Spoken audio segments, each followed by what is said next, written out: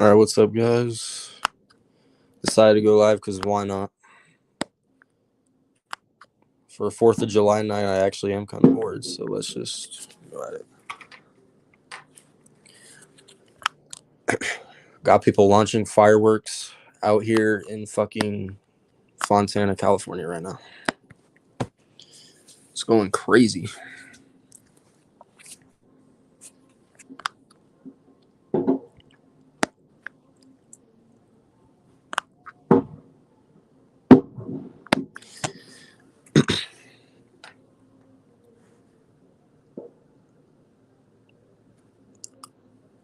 What's up, King Savage?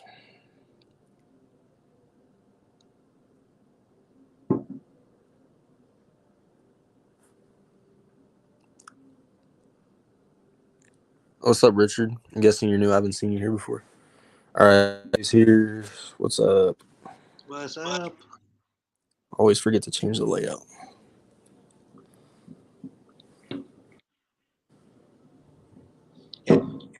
They just started exploding fireworks here now. Yep. Next 4.5 hours. I thought it was bad in Arizona. It's worse out here. God damn. I know. It's weird. It's illegal to blow up fireworks here, but people still do it, and the cops don't enforce it. Yeah. Yeah, basically, yeah. It's kind of dumb. But there are areas where, like, you can just go and you can blow stuff up, but that's like in a like packed area, so you can't do it in the cities. So they mostly go to like open areas. Yeah.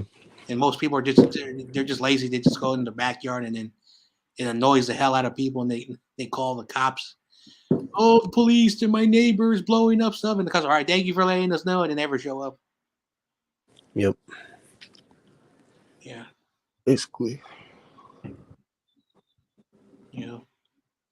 Yeah, people are blowing up the M80s, those little pieces of TNT, those illegal fireworks. You know. Going crazy. Yeah, one time I remember me and my idiot friends, we were teenagers.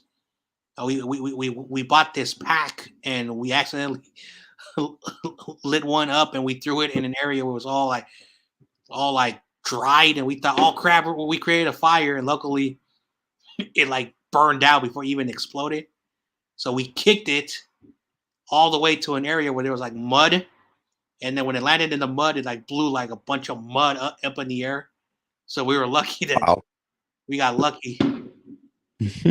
So, damn it. I'm actually looking out the window. The fireworks actually look pretty nice, even though they're illegal. Yeah. One thing about San Francisco that even though Chinatown, that's where you get all that stuff. Oh, they're doing this in the middle of the street too. Wow, they really don't give a fuck. Yeah. Damn. That's great. I used to like the 4th of July. Now, as I get older, I hate it because people are blowing up fireworks and they don't finish till like 1 a.m. Or that's when people run out of fireworks. I like how it doesn't get worse, the fireworks, until I start doing a stream on my own channel. Yeah. It's going to get worse. So.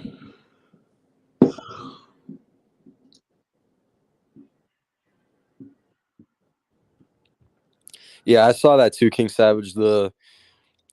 On Twitter, actually, not on Instagram. A Brooklyn Nets plane landed in Phoenix today, and I don't know if it was actually legit, but it didn't show anything of like Kevin Durant on the plane or anything like that, so I don't know if it's true. Yeah. But yeah, man. And the title of the stream is a fact. We're waiting on KD to be traded to Phoenix because I actually do think it's going to happen. So.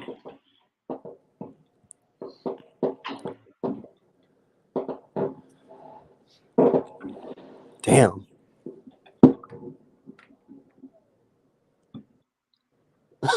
Yo, there's no way these neighbors are complaining right now. Yeah, because Most people are just used to it. Like they don't really care, and they're like, Yeah. all right, So most people like they don't go to sleep until like 2 a.m. Yeah. All right. What's up, Mm-hmm. YTC? What's up? Mm-hmm. Yeah. Some people can sleep during this noise. I don't know how they can do it. Sleep during the snow, like on the snow. No, I'm talking about they can sleep through these fireworks. Like they like pass out and they don't wake up. Hey, I grew up Hispanic. I'm used to my parents when I was a kid growing up having parties till 4 or 5 a.m. in the morning. Speaking of that, with loud music, with loud music and alcohol involved. You already know the rest. That is fact. I'm used, and as a kid, I used to sleep on the fucking they would have like 2 chairs, and I would use the 2 chairs as a kid to sleep on them. Oh man, and try to sleep through the music. The house that I was living in before I'm living. It was loud when I grew up. I'm used to sleeping in loud music and loud fireworks. So yeah. I remember the house I was living, before, the residence I'm living right now. There was there was like in the city, it's so weird that you can like divide houses like complex or a bottom floor and an upper floor.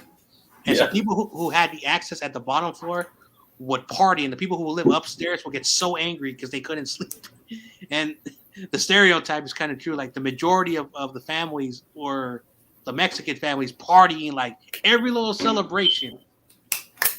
So you have like randomly partying. 20 celebrations during the year, and it sucked. Yeah, they had like 20 plus parties a year. Yeah, where I grew up. The motherfuckers was partying my parents and my whole family was partying every day, practically. Yeah. Oh man. Growing up. Crazy. So I built some resistance to the fucking loud noise.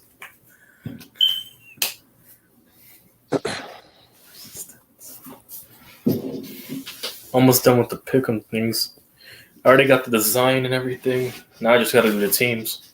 Mm-hmm. Yo, my neighbors are actually complaining right now. Holy shit. Uh-oh. About what? The fireworks. What area in California are you at? Hey, what are you doing, yo? No, stop. What are they old? No, stop. Fontana. Fontana? Yeah. I've never heard of that. Fontana, California? Yeah. Yeah, I heard of Fontana. I'm gonna be here. I'm gonna be here for a week, and then I go to Huntington, and then what the holy shit? Oh, San Bernardino. That's the San Bernardino area. So that's Southern California. Yeah, and then I go to Huntington for 2 weeks. Oh, that's why you guys are near Riverside. That's considered like Riverside. I googled it right now. Yeah, Riverside. Yeah, they're right on the outskirts of Riverside and Anaheim. Barry Bonds. Barry Bonds, former Giants, and Irvine. House there. Rich people live out there. Yeah. Yeah, he's on the west side of He's on the west side of obviously LA. He's on. If he goes up straight, if he continues to go east, he'll be in Pasadena. He goes down mid-south, he'll be in Anaheim, and then Santa Ana, Irvine, and Huntington Beach. You guys are near Big Bear, California. That's where Burbank, Glendale, where they have Pasadena, Mm-hmm. Torrance, Santa Monica, Culver, Beverly Hills, all that stuff. Yeah, Los Angeles is like a huge county. It's like very big. Mission Viejo. No, like basically, if you live in San Bernardino, that's LA. If you live in Riverside, that's LA. If you live in Irvine, Santa Ana, Anaheim, I see Anaheim. I see Disney Park. I see with the Angel Stadium on Google Mapping and stuff. Yeah. Palm Springs. Angel Stadium. Yep. Palm Desert. Yep. I see the Dodger Stadium now. Yeah, San Diego. Santa Clarita. Well, Clarita, never mind. I thought of Santa Clara for a second. Santa Clarita. Then up north, obviously, it's Bakerfield, obviously. Yeah, that's Central. North. That's Central Valley. Mm-hmm. Yeah, and then you keep moving up. And I see Santa Barbara. That's where CG lives, Fresno. And then further up north, San Jose and San Francisco and Oakland. Yep. Mm-hmm. And it's 6 hours apart, I think. No, it's 8 hours. 8 hours, damn. I know. So basically, there are special roads where you can go from San Francisco to LA in 4 hours. Is it true though? I heard that they're having a railroad installed, like that'll take you to San Francisco to LA, but in 2 hours. Oh, that's a That lie. They're implementing that. They've been planning that for 20 years, and they have not. A high-speed train that will take you in 2 hours. No, yeah, they've been talking about that for 20 years, and they haven't started it yet. And guess how much money they wasted? $20 billion. Just to get that started. Oh wow! And then no progress. Yeah, so a lot of people are like, say it's a failed project. They gave up on it.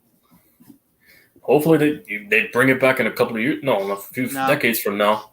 No, $20 billion of the state's money. Hell no. No, the people are going to veto that.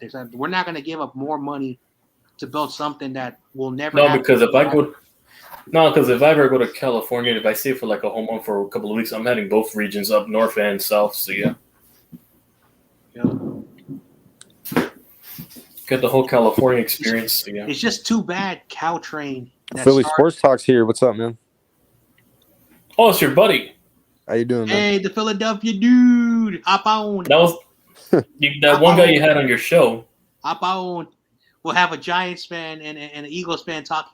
I remember this guy. Hop on. Yeah.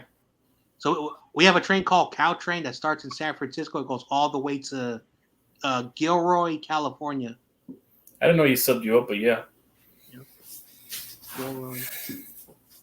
Yep. But yeah. And I think what they should do is just they should just expand Caltrain and have it go all the way down to Bakersfield, in my opinion. Mm-hmm.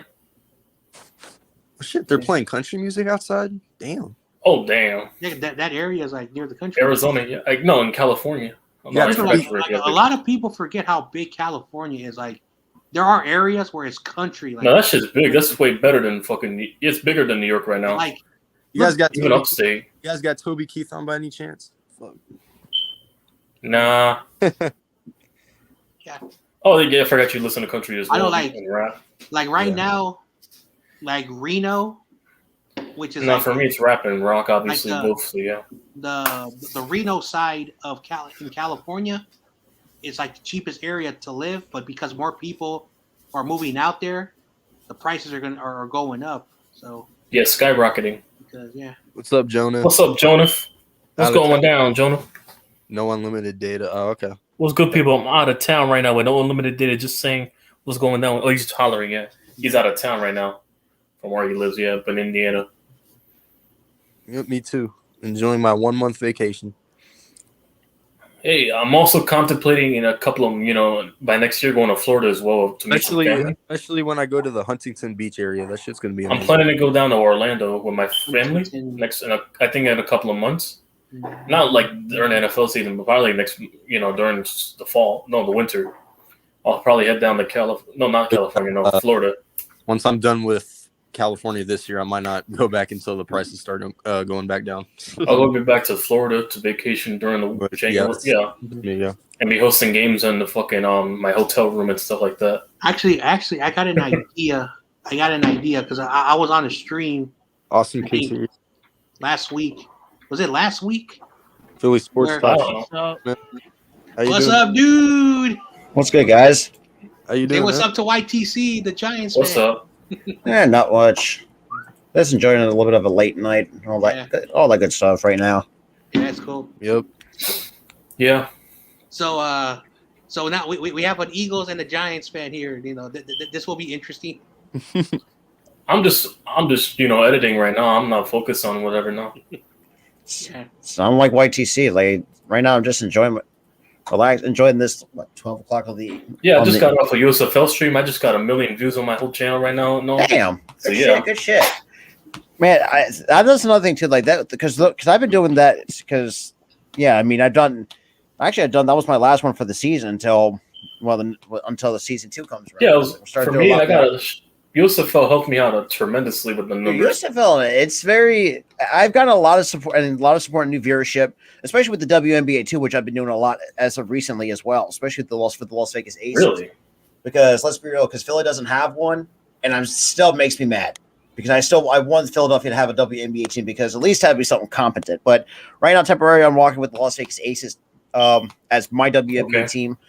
If Philly doesn't get one, I'll still rock with them because with women's college basketball. I was always liked Asia Wilson when she was there, and now we're seeing now Aaliyah Boston's now coming out as well. She's another one that's it's just a dog on the just a rebounding machine. Yep. But yeah. The only time I went to a WNBA games because there was a field trip as a kid back then. It was during a Liberty game at the Prudential The Center. Seattle Storm. I had to go. It was a Liberty game, New York Liberty. I was a 11-year-old kid during a field trip during the summer. Damn. Yeah. I have not been to a Phoenix Mercury game, but yeah. I did do a Phoenix Mercury earlier on the channel though. I've done that when they played against the Atlanta Dream. That's for Atlanta Dream. Yeah. Last time I checked, we were like in the middle of the division. I don't keep up like I don't keep up, obviously, but yeah. Yeah, me neither. I see it on the. Because it's mostly because I'm busy. Well, that too, and also I mean, the NBA is right around the corner. I'm also getting ready to start do some summer league games, especially from the Philadelphia 76ers. Also, you get ready to start the Eagles and where in September. That's going to be fun. And yeah, that's pretty much. I got multiple teams to do, so yeah, I don't just do my Giants. I always do other teams. Yeah. I heard the Sixers aren't done making moves yet. I heard they're trying to get Kyrie now. No, actually, he turned us down because, and coming from me, like we already dealt with one heading, and that was Ben Simmons. I don't think a lot of the city of Philadelphia don't want to tolerate that one again. So we've been in that situation before, having someone just not hasn't really turned out well. But yeah, so because even myself included, I don't even want Kyrie over here. Basically. I think he'll go to the Lakers. I think he's going to the Lakers. Kyrie. It seems to me that it's going to be more the Lakers because I do feel like, from what I'm understanding, that it's going to be like a swap between like Russell Westbrook. Because I don't know if this is true because he has connections with LeBron. Yeah, because I think it's going to be like a swap with Westbrook and Kyrie just to see if they can make them match the salaries. But we'll see how that turns out.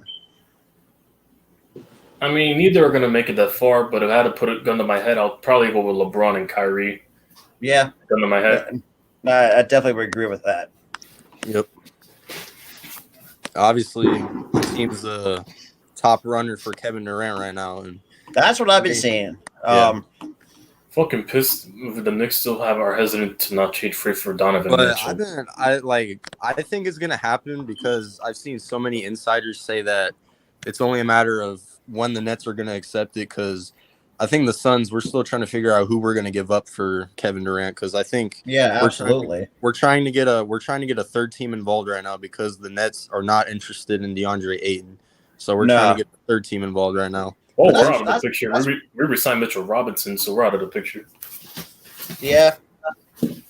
And then, obviously, I feel like Brunson, and even as a Nova guy, I don't see Brunson as a $100 million guy. I just don't see that.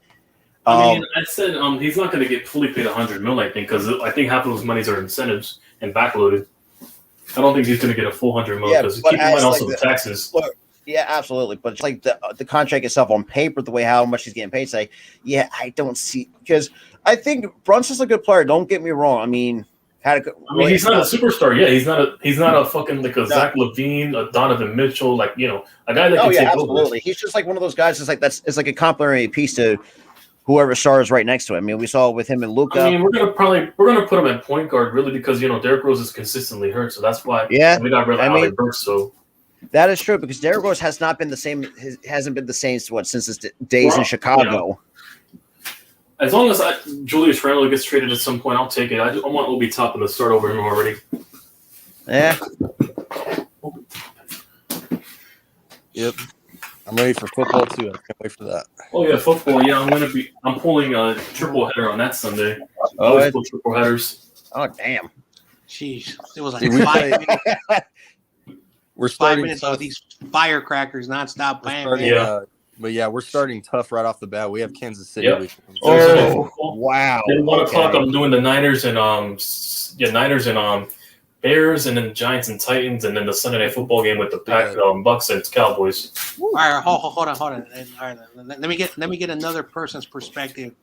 So we know some Bears fans, and they've been acting like Bears fans. You know where I stand, John Jay. You know where I stand. What are your thoughts, the Niners and Bears? Week 1.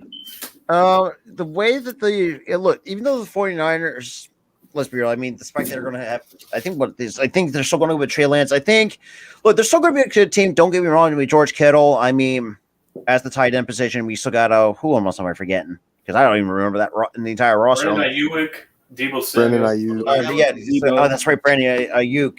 Yeah. Another guy that my Eagles passed up on, but that's here nor there. But the way that the Bears fans, and I know Gooley, who is a good buddy of mine at the Spotlight Sports Network, as a Bears fan, let's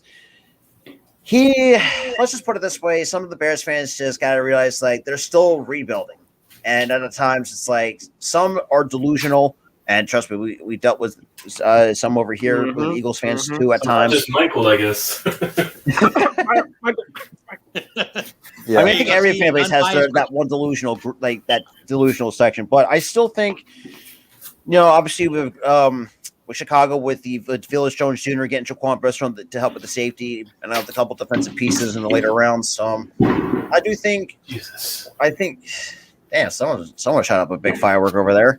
Yeah, that's my That's bad. mine. Those M80s. My apologies, but go ahead.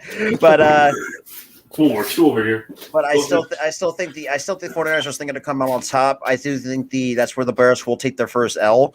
Mm-hmm. But there's going to be some games for Chicago. They might win a few, but like I said, that Chicago team is still rebuilding. Mhm. But obviously, new front office, new coaching staff, and for some odd reason, they didn't want to address the offensive line a little bit to help with Justin Fields. And God have mercy on his soul over there in Chicago. Yeah. They didn't also get him receivers, only Byron Pringle, but he's not a good top, Yeah, corner. that's an okay one. I thought and they also got Felix Jones Jr. out of Tennessee, which I thought that was a decent pick in itself. I mean, he's improving off the bat, so you're not gonna have have him rely, obviously, to carry the team week one. It's gonna take time to gel for him to get his footing. Yeah, and like I have said this many times, and you're right. Like every fan base has a lot of delusional. Even my fan base thinks I'll be right back. gonna be so good, but the point is, yeah, like it's not being realistic. Like again, I respect the Bears and their fan base, but yeah, I'm sorry. But yeah, it's just take it from me. I mean, the fact that I've heard some deletions like, we're doing 15-1, like 15-2 is like, no. What are you smoking? Like literally, I was just shaking my head, just listening. It's like, what in the absolute word are you literally smoking? I was like, yeah, I get it. You guys had a great offseason, but like on paper, yes, we could go at least 15-2, but realistically, I say more than 11-6 to 12-5. Hell, if it's a best case scenario, 13-4 at the best. But for me, I said realistically, it's probably 11-6 because there's going to be some games that's going to be tough going down the stretch. Like the one loss I would definitely would see. That's against the Packers. But until otherwise, because Max Coverage TV, who's another good buddy of mine, is a Packers fan. He had us beating his Packers. Like, I don't know. Like, I kind of doubt that because how. Look, I can't take anything away from Aaron Rodgers. I mean, still definitely a first ballot Hall of Famer for sure.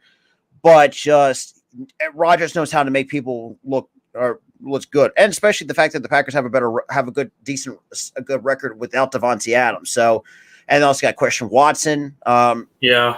And I think what the YTC said, it's going to be it's going to be interesting to see if the chemistry is there or not. That's going to remains to be seen. Yeah, and also because here's the thing: if you look at Rodgers' receivers throughout the course of his career, none of them are first rounders, really.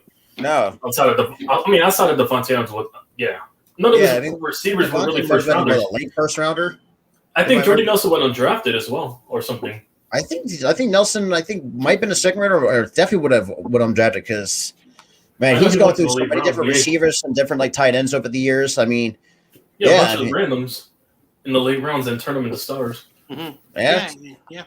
See, when it comes to the Edge or Michael Finley and them dudes. When it comes to the Eagles, what I hear the most is they have a great receiving core, a good enough pass rush, but the one thing that they're concerned about is Jalen Hurts. That's the biggest question mark in the moment. Despite the fact we did get Bradbury at the corner and then picked up Jaquiski Tart. I think John Jay knows a lot about Jaquiski Tart, so we picked him up on a 1-year deal. We're going into Philly, really just to fill our safety spot because let's be real, Vontae Ranks is above average to say the least, but not high on Maddox. I mean, we did let Ronnie McLeod walk to Indianapolis. I mean, overall, like, and there's some guys we still had to cut our losses with, like Dillard has not panned out to the first round pick we spent on him. Same with J. Jaw in the 2019 draft. Who else again? Jalen Rager. He's been sliding down the depth chart, so he's most likely not going to make the team. Which a lot of Eagles fans, myself included, we just like. I'm assuming Quez Watkins is taking his spot. Yeah, Quez Watkins is that third guy. Mhm. Ever since getting AJ Brown, like we still got Devontae number one. You had Watkins. Obviously, he's going to be the number one target. So yeah, and then Devontae Smith number 2. Yeah.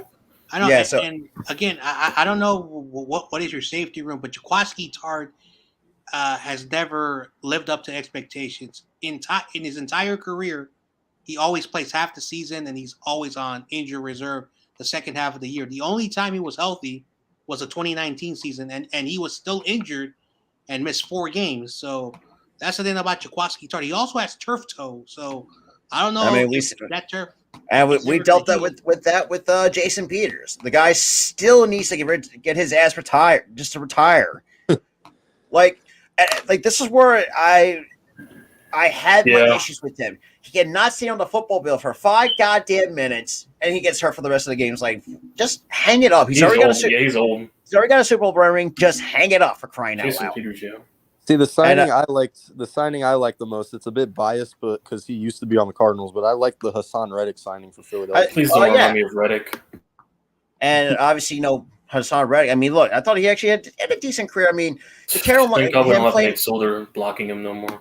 Yeah, Solder's and that's another guy that I think should just hang it up. No, because when we played with the Cardinals, he was harassing Nate Solder all game. Yeah. Mm-hmm. I think we drafted Evan Neal. I thought the Evan Neal was a very, Kayvon Thibodeau, and I've seen a lot.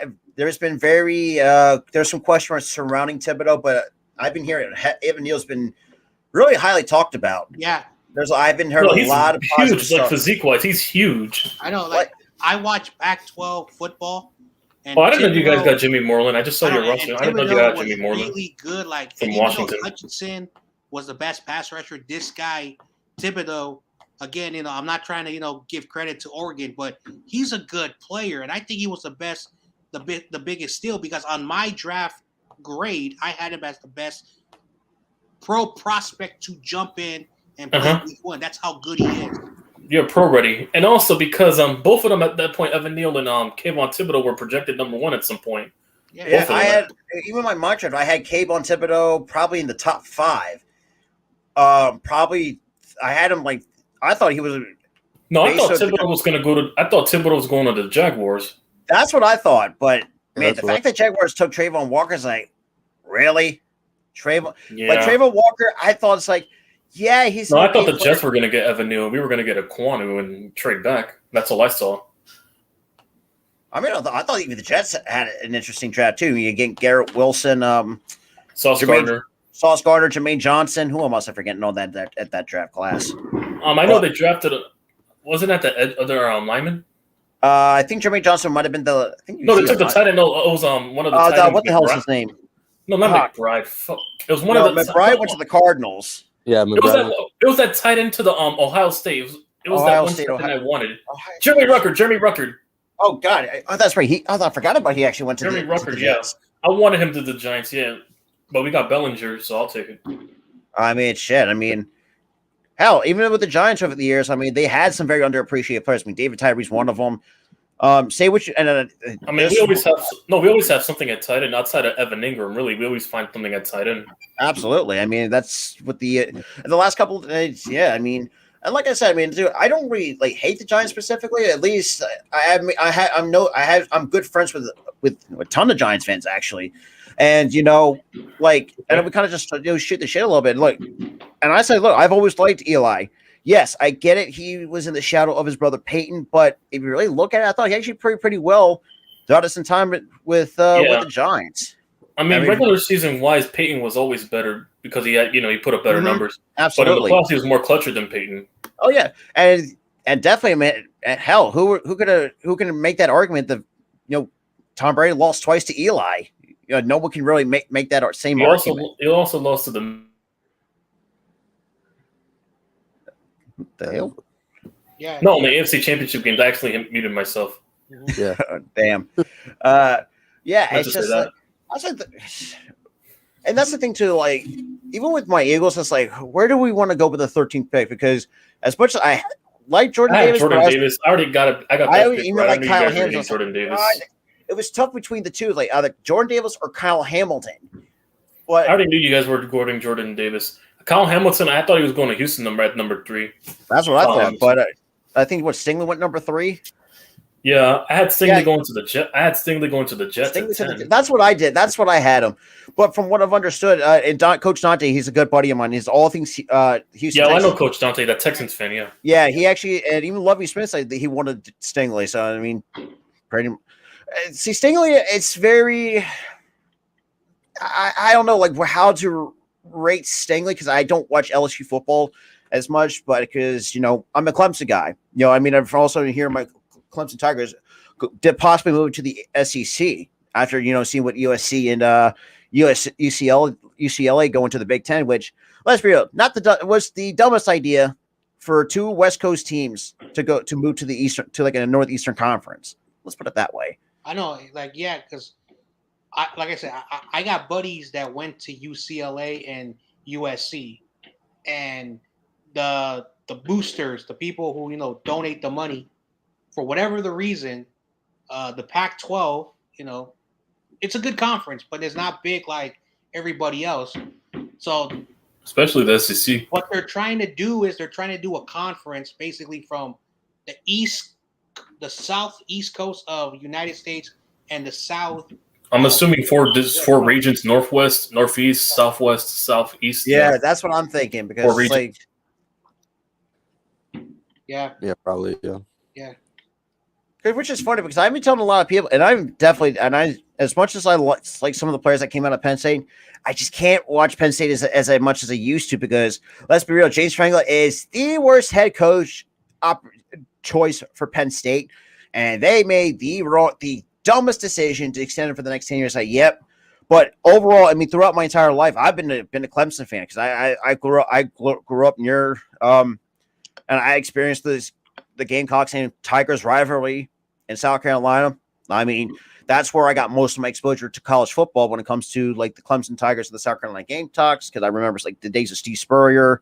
And just all that. Just been a while though. I mean, just Penn State, not my ideal football team.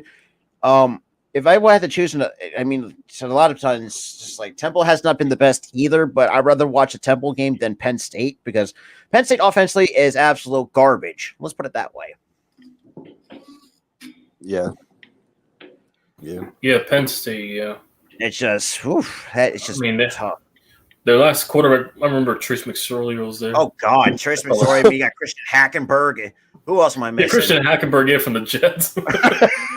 Oh my God, that turned out. Oh jeez. I mean, the only ones I felt like that did pan out was Barkley. Now Saquon, Miles Sanders, Jaquan Brisker. Oh yeah, I forgot they get Miles Sanders. Yeah, yes, Sanders. Jaquan Brisker is too early to tell. We're gonna have to wait and see. I wanted Jaquan Brisker. I really wanted Jaquan Brisker, but the Bears took him. We have a guy called Larry Kruger. He's a former CFL NFL scout who works for KMBR, which is the flagship Bay Area station when it comes to sports. So he worked there for like I think 20 years. He got fired somehow, but I don't know why. So now he has a YouTube channel, and he was saying Jaquan Brisker, when he looked at his film and his tape, he saw something that said it fits the 49ers scheme, and people respect Larry Kruger's name here in the Bay Area. It's just unfortunately the Bears jumped on him, and plus we were not going to draft it because we had the 61st pick in the draft, so we knew we were not going to get him. But yeah, there were a lot of players in Niners. If we would have been in that late first round, early second round, we could have picked up a lot of good players. Like Kyler Gordon, I saw him play. That dude. That's another guy that I thought that really has a potential. Kyler Gordon, yeah. No, I had him going to Seattle at one point. That's where I had him going. Where did Kyler Gordon go? To the Bears? He went to the Bears. Yeah. So I don't want to Seattle. I had the Bears getting Drake Jackson. Yeah, that's what I thought. I don't. And again, like I'm not throwing shade at the Bears fans, but if they develop Kyler Gordon and Jaquan Brisker the correct way, that will be a dangerous That'd be that's Bravo. dangerous I mean, secondary. I'll give them Michael this that Jalen Johnson is a good corner, and also Eddie Jackson and Jaquan Brisker would be something. Yeah, Absolutely. I heard Eddie Jackson had a down year, but I don't know if it was due to no, but injury. that's just 1 year. Before that, he was a Pro Bowler. Before that, I think it's just a random down year. Yeah. Yeah, it was just like a random pickup. Well, yeah. I mean, take it from us. I mean, the only time Miles Sanders has done well for us, but just like, for some reason, Penn State guys cannot stay healthy to save the damn lives. Yeah, Like Barkley, and I'll admit this too. Taking Barkley was at number 8 overall. no, number 2. But yeah, that was a dumb. That was a Looking back- reach. That was a reach. Yeah, but I know it was. Yeah, but those. No, looking back, I wish we could have traded back, and we could have, or if we would have picked number 2, I would have just went with Quentin Nelson. I don't like because Exactly. I thought Quentin Nelson would actually make a lot more sense. Quentin Nelson or fucking Josh Allen because they took Baker Mayfield number 1. I don't because That's It right. was Josh Allen. because this is the thing why I don't like Mel Kiper and a bunch of other decent draft. But what the hell made Saquon Barkley? The numbers did not stand out. I'm not saying he was trash. The numbers did not stand out. The way our GM was ghetto, man. Of course, he put it out. Yeah, that was it. That was not Our to mention GM was ghetto, coach. I mean, yeah, the horrible GM. You had a shit coaching staff. Like I'm just putting a blunt. I mean, Pat Shurmur's a good coordinator. He just sucks as a head coach. Yeah, absolutely. Just I mean, I could say the same thing with McAdoo. Technically, he gave Eli Manning his best historical year in 2015. that is true, and the fact that now he's like, oh God have mercy on He had that. 37. He had 37 touchdowns, only 13 picks, and 4K plus passing yards. Eli Manning. Okay. At least you guys didn't take Josh Rosen in that draft class. Oh, good. Oh yeah, I forgot about hey, that. listen, at least you replaced him with Kyler Murray, so you're good. So I think the Cardinals did rectify that. Let's just put it that way. Yeah. And the fact Josh that Allen. God, it's crazy that the fact that Josh Rosen was still in the league. It's like really for a bust like Rosen's like really you could have been out of the league as it is, but it is what it is. That's crazy. Yeah. I'm just I mean, glad- the thing with with getting up Hassan Reddick though in the offseason, I mean, he's one of the targets that I've wanted based on the fact that he went to Temple, local guy. I mean, and the fact we got him I on also wanted Hassan Reddick, but you guys got him. you got him on a 3-year deal for a team-friendly 3-year deal at that. I think I don't even know what the value was, but it was a cheap. Still a PTSD from that 5-sack game. It was like in the 40 million range, I think. It wasn't. I think something right there, like for 3 years or something like that. I think 37.5, I think it was. But it's just shit. I mean, he was another guy, and I even made a video about this too. I know those was a reach about getting involved in Miller, but that was no way in hell. But I also settled with Hassan Reddick to help out with especially with Sweat coming off an injury, Brandon Graham coming back from an Achilles injury. Still got to get found. Fletcher Cox is still there, I think. Yeah, Cox going to be there for. But I think he's only for 1 more year. He's going to be 1 year, Jordan 14 Davis. mil. I think it's most likely Jordan Davis is going to be his replacement. I mean, plus hell, and even Cam Kelsey. Jurgens. Also, Cam Jurgens. He's going to be a replacement for Kelsey. And the fact that we still made the mistake of resigning Barnett was not the best idea to start with because let's be real, it has been. I mean, he also had. I mean, isn't that the same guy that had the fumble recovery winning? That was Brandon Graham. That was Brandon Graham, our defensive end. I could have sworn it was Barnett, but yeah. Barnett has his moments, but in reality, he has more penalties than what he does in sacks. Uh-huh. Let's just put it that way. It's just hasn't been the best. Same with Andre Dillard. Another guy that fell to live up to what we spent on that first round pick, but we did kind of get. Let's just basically say his replacement in Jordan Mailata with the 7th round pick, and I think that has turned out really well for us, especially especially for our left tackle in Jordan Mailata. Y'all gave him the bag, Mailata. Yeah. Oh yeah.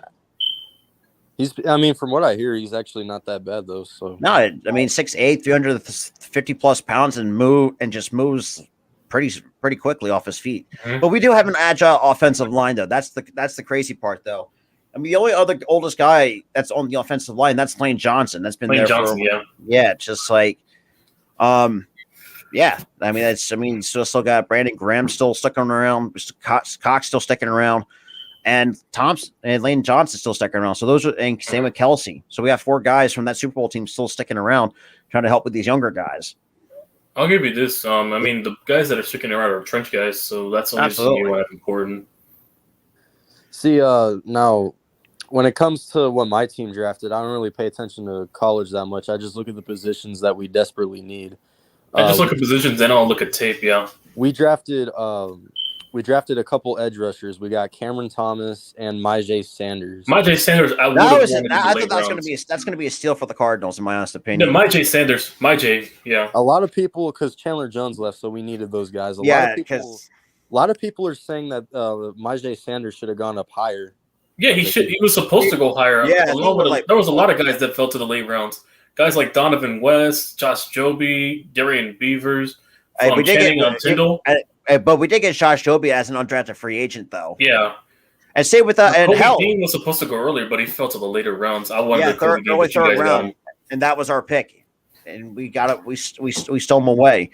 The fact that it matters is like I don't know if his injury history didn't really play a factor, or that was just a ploy to have the Eagles really take him before anybody else, because other than who was it? Devin Lloyd was pretty much another highly sought after linebacker in that draft class. I didn't really think that Jacksonville would pull that off and actually and get Devin Lloyd, because I think I had Devin Lloyd go. I had Devin Lloyd going to the. I actually had him going to you guys at number 19 at one point. That's what I've been seeing a lot in mock drafts. Before you traded back with the Saints. Yeah, and a lot of times, some Eagles fans overreacted because of what we picked, but even myself included. But I looked at it further and said, yeah, we moved. I know we moved up a couple spots, and despite the fact we've been dogging Howie for the last 4 years, and all that shit that we had gone through, passing up on Justin Jefferson, definitely passed up on hell. I was pissed off the Ravens took 2 players that I wanted as well, not only the Bears. I wanted David Ojabo and Tyler Linderbaum if he would have fell to trade up. Yeah. Well, see, Ojabo, I really understood that he fell because of that was an Achilles. Yeah, the ACL during practice. Yeah, practice on tape. Yeah. But man, I think that's gonna be a potential Super Bowl favorite. That's the Baltimore Ravens, in my honest opinion. Just the way, because even the Ravens too, like back in the like Joe Flacco hasn't really been the best quarterback that average. Yeah, he's average. But the reason why I liked him because he is a Jersey guy. I live right next to Audubon, New Jersey, so where's that? I live in North. Yeah. We're in South Jersey. Oh yeah, typical. I mean, it's close, because you're close to Philly. Yeah. Yeah, I live out in Gloucester City, basically. So I'm like on the north side. Yeah. Yeah. Newark, north. Mm-hmm. And that's the crazy part too. But yeah, I mean, it's just because of that, and I've always liked Ed Reed. Hell, even fucking Ray Lewis is one of my favorite. Ray Lewis and Terrell Suggs. Yeah, Terrell Suggs was an interesting one. Ed Reed was a dog. Halati Dengata. Oh, God, I forgot about him. So, I got a question because we joke around about your quarterback here, but we do it in a respectful way. But what is an issue that you guys have with Jalen Hurts? Is it the development? I think it's just because the arm strength, because a lot of people are criticizing his arm strength, but I just don't really see. Oh, Giant Station here, I see. Oh, he is.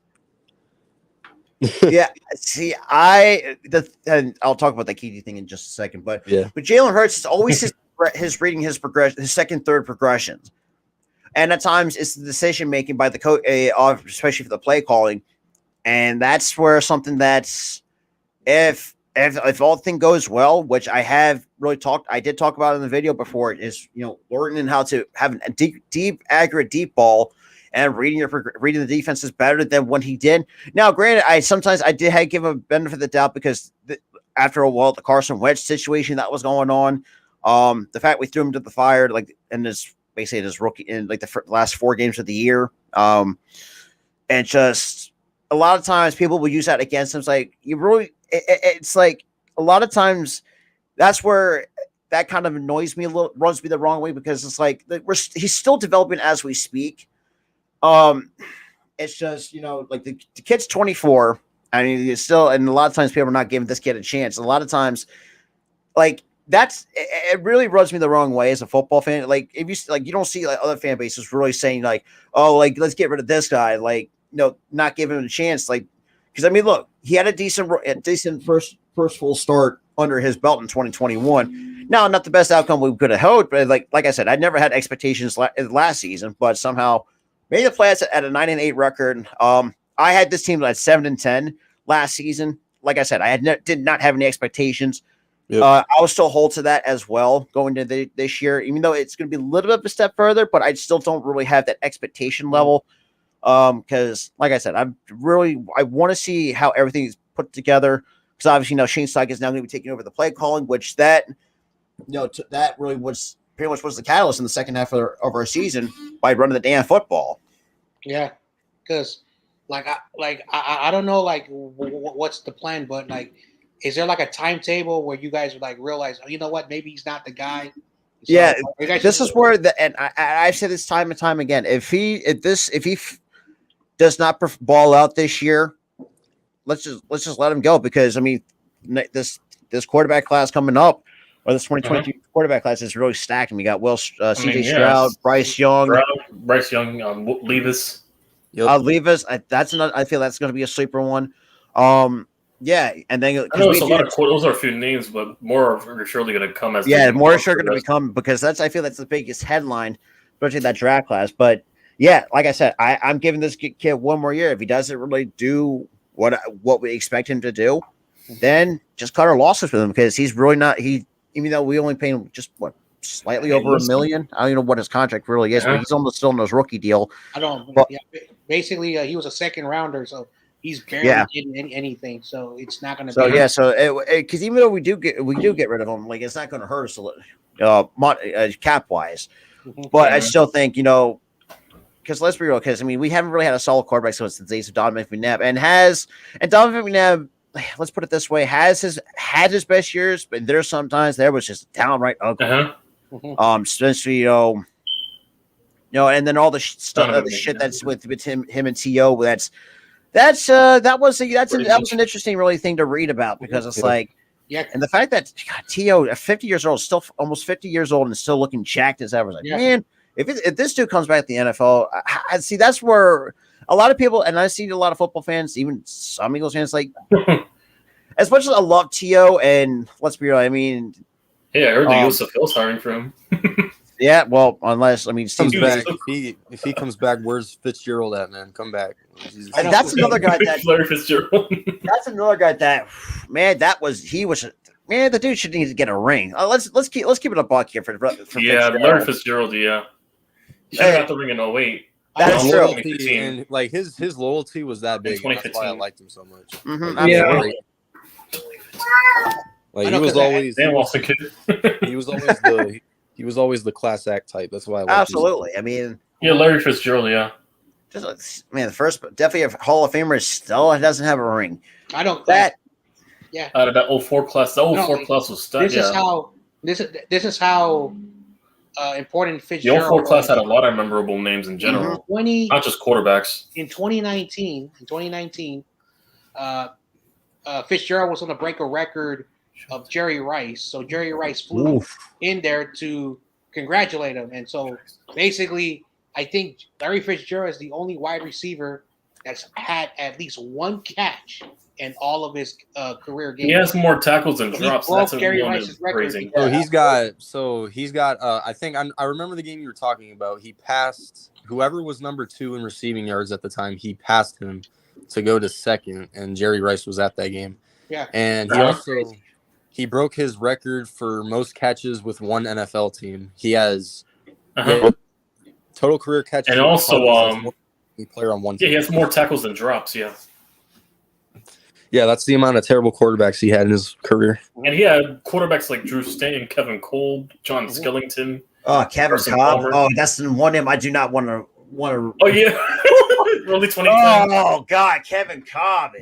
Thank you, Madden 10, and thank you, early 2010s games. That was not the best. Early 2010s. I mean, because obviously part of that's 04 class. You had Eli. No, because you had Michael Vick after that, and Michael Vick. And Michael Vick pretty much balled out. It's I mean, it's shit. I mean, God. So we had, because obviously we know that Eli. That's pretty. Looking, and I did watch something about the 04 draft. It's see, you got Philip Rivers Eli Manning, Ben Roethlisberger. You had Sean Taylor, God rest his soul. He would have been great if he lived longer. God rest his soul. You also had you had Vince Wilfork. He won defensive tackle with the Super Bowl. The Fridge. Good old. Vince Wilfork. You also had Steven Jackson, the running back for the Rams. He was pretty solid for that time. Let's see. Who was also? So geez. Who was it? D'Angelo Hall. Was he in that class? D'Angelo Hall? Yeah, D'Angelo Hall. He went number 8 overall to the Atlanta Falcons out of Virginia Tech. D'Angelo Hall. You had Reggie Williams. Mm-hmm. So it was Eli, Robert Gallery. Gallery was he didn't pan out. Fitzgerald, Rivers, Taylor, Winslow II, Roy Williams. Roy Williams, I remember. Dunta Robinson for the Houston Texans. Yeah. Obviously Ben Roethlisberger, Jonathan Vilma, part of that draft class. Vilma, that Saints Super Bowl team,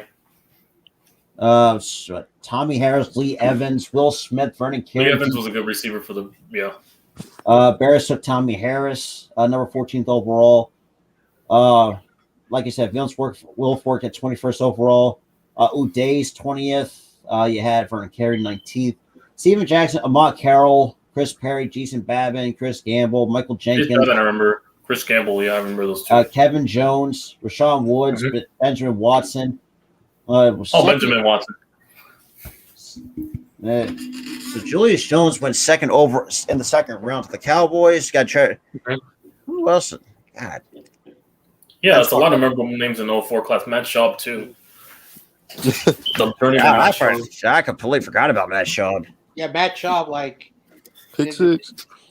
he was drafted. Houston and Atlanta, yeah. No, he was drafted to Atlanta to be Michael Vick's backup. And then he went to Houston. Kyle Shanahan, basically, I think at the age of 24 became the coordinator, and then Matt Schaub landed in Houston, and he made Matt Schaub who he was. That's why. Yeah, in the early 2010s, Houston, I remember. And then David Carr. Yeah, he replaced David Carr, I think, yeah. Oh, God, the Houston's punching bag. Mm-hmm. Even Stacey Andrews was part of that draft class. He was the 4th-round pick, 123rd he went to the Eagles at some point.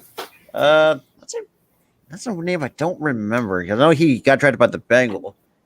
He did in 2009. I know Chris Snee came out of that class from the Giants. Yeah, it's Chris Snee. Second round, we got him from Rutgers. Yeah, the last team Andrews played for was the Giants back in 2011. Yeah, it was a Super Bowl run as a backup, yeah. And then we had Trey. God, I don't remember this guy. Trey Darrell from UTEP. That's an interesting. And we also had J.R. Reed from South Florida, free safety. I don't know. Jeez, who else? Jacob Bell. Oh, I got Michael Turner. Michael Turner, from the Falcons, the running back. Yeah. Went to the Chargers in the 5th round, 154th overall. Yep. That's 4 class, yeah. That's crazy. Some of just I don't really know. It's just like some of just either didn't pan out or just unforgettable. Yeah, forgettable, and they went to their quarterbacks. They probably went to journeyman outside of them. Yeah, like Matt Schaub. Also, J.P. Lossman. Remember, they thought he was going to be nice in Buffalo. J.P. Lossman. J.P. Lossman. I remember he was good in the first 3 years of his career. In Buffalo, yeah. He was a bust. Yeah. Oh, jeez. I'm looking at the undrafted players. So Wes Welker was in that class too. Wes Welker. Oh, yeah. So apparently Brock Lesnar was part of it, that 04 class, but he went to the Vikings. Yeah, he was in the Vikings. Yeah, defensive tackle out of Minnesota. Yeah, Brock Lesnar. Yeah, but just didn't pan out. But Brock Lesnar. I remember Brock Lesnar. He was. It was a 49ers. This is after he left WWE. Yeah, he went to NFL. It was a 49ers versus Vikings preseason game. Yeah, and Brock Lesnar was there, and he couldn't beat out the practice squad players. That's how bad he was. Oof. Yeah, Brock Lesnar. Then he went to UFC after that. Yeah, he was in UFC. Let's after see. He left WWE. For the Giants, they're undrafted players. They had Curtis Dello. Oh, how am I? Curtis who? He's a quarterback from North Carolina A&T. Curtis, what was his last name? D'Lo Atch. D'Lo Atch. D'Lo Atch. Yeah, I don't remember him. he I was didn't part of watch the the Giants in 04. I watched a year later in 05 as a 6-year-old. Gerald Lorenzen was the other. Jared Lorenzo, yeah, lefty hefty, R.I.P. Lefty hefty. Because only for us we had Justin Jenkins in 2004, and as like the 49ers, he had two. Oh yeah, Colin Jenkins came out of that class. Colin Jenkins, Yeah, I think. Mike He went to Adams, the Giants at one point. safety out of Delaware for the 49ers, and Norm Katnick from USC. Yeah, that was the worst season in 49ers history in 27 We years. didn't do well either. We went. I think we went 4-12 in that year. I think, or 6-10. We were 2-14. That was the worst. The last Oh, no, we time went 6 and. I thought 28 I know. was Never your mind. We went 6-10. The Giants. That 2004. Yeah. No, When Eli came 2018. We had Kurt Warner as our quarterback. No, for 1 year. 2018 they went 3-13, I think. Yeah, 3-13. Yeah, we had Kurt Warner as our quarterback at one point. Yeah, the 49ers, like that was the worst year since Then they went to the Cardinals. Yeah. 1978. And that was a bad draft. And that's when they had Matt Leinart in the Cardinals. Yeah. Oh God, that's another guy that. Yeah. Matt Leinart. We even benched Kurt Warner at one point too before starting. Yeah, I remember that. Matt Leinart. And they had Martin Gramatica, I think, in the Cardinals. Martin Gramatica. My buddy is a USC fan, an a Las Vegas Raider fan, and he said, "Oh, now the Cardinals are going to win Super Bowl because of Matt Leinart, or just because he went to USC. He was a bust. I called it. Yeah. And he didn't believe me. And there was another one that I saw. What the hell was his name? That was also part with Matt Leinart. I can't remember his name now. It's really driving me. It's really escaping my. I did pull up the records. So I mean, did I mention what quarterback? Drew Stanton, John Skellington. I don't know. Shit, man. I mean, I know Matt. I think he's a player that actually talks shit on this coach. Like he really did not like his coach whatsoever. I think that might have been Leinart, if I'm not mistaken. Yeah, Leinart. Yeah, I know Leinart has come out and say who was his? It was one of the coaches. I can't remember who it was. For the Cardinals? Yeah. Ken Wisenhunt? Oh, God. Wisenhunt. Oh, yeah. Winston I Hunt. forgot about Wisenhunt. Jesus Christ. Didn't he went to the Titans and the Cardinals? Yeah. And then I think when he got fired from the Titans, and then Leonard said something about finally or something. He went to Jeff. Then Jeff Fisher took over, I think. Yeah. Jeez. But 2004, I mean, I think the best record. Wow, the Steelers actually had the best record in the NFL at 15-1. Jesus Christ. 15-1. Pretty sure they won. Well, I went to the Super Bowl that year. It was us and the Patriots. I know, like basically. The Patriots I remember that. We lost by 3 points to the Patriots. Oh, wait, did you guys? Yeah, they won on field goals. Yeah. Here's something so funny. Patriots dynasty. Here's something so funny. Ben Roethlisberger, the Steelers were 0-1 because they had a Maddox. Ben Roethlisberger gets in there. He goes 15-0. 15-0. So ridiculous. 15-0. That was crazy. That was like his first or second year too. So yeah, that was his rookie year. So keep in mind that was the Patriots dynasty. Outside of 02, they went to a Super Bowl in 01 and 03 and 04. And I was talking about this too. If Drew Bledsoe getting hurt, I mean, the history book. History of Bledsoe. Yeah. I know. Yeah, like I met Tom. Or Bill Belichick would have stood on the Jets. That's also that. Yeah, I forgot about that. I met Tom Brady's father one day in 2011, and I understand why Tom Brady is a jerk. He gets it from his father. His father, I remember, I paid thousands of dollars every season, and the Niners didn't draft my son. You disgust me. That's why I'm a Patriots fan. Man, his father. That was what 2000. 2011. 2000. Yeah. I met him. I met Tom Brady. His father lives here in the Bay Area. 2001. No, Brady got if I'm not mistaken, that was what was his name? Was that Pennington? Chad Pennington, the 01 class, right? Chad Pennington. Yeah, that was because I know we know that Brady was a 6th-round pick. Drew Brees to the Chargers after Ryan Leaf failed. I'm sorry. That's crazy enough to see. Drew Brees. God, Brees to the Chargers, like looking at that, like back then, it's like really. Like it was. Yeah, like, they had so the Chargers had 2 franchise quarterbacks in him and Phillip Rivers, and they didn't win a Super Bowl. That's Or not even appear in the Super Bowl. But and then obviously when Drew Brees leaves, wins the Super Bowl, what in what was it? Within 3 years, he left in 06, and he went to the Saints in went to 2000, 2009. 2010 he won. or 9 or 2010. 10 or something like No, that. he won the title in 09. 2010 was the Packers. Oh, that's right. I forgot about the. Oh, yeah, and that I was the only. And that was the time when Mike McCarthy, Aaron Rodgers, Devontae Adams was what a couple years later. Yeah, later they had Randall Cobb. They had Jermichael Oh, God, Finley. Randall Cobb. They still had Jordan. James Starks. James Starks. They had That's They crazy. had, Yeah, they back had when the that Packers start. didn't They care. had a young Clay Matthews coming into the league. They had AJ Hawk. Those dudes. Oof. Nick Collins. I think they were 15-1 that year too. So. Before the injuries, Nick Collins. They had Charles Woodson, I think. Yeah. Oh, yeah. And Tremont Williams. Sam Man. Shields. Yeah. Man, think about it. Charles Woodson with the Packers. Like you would, if you're thinking Charles Woodson, you would be thinking like Raiders. Like that's where mostly Charles Woodson would be associated.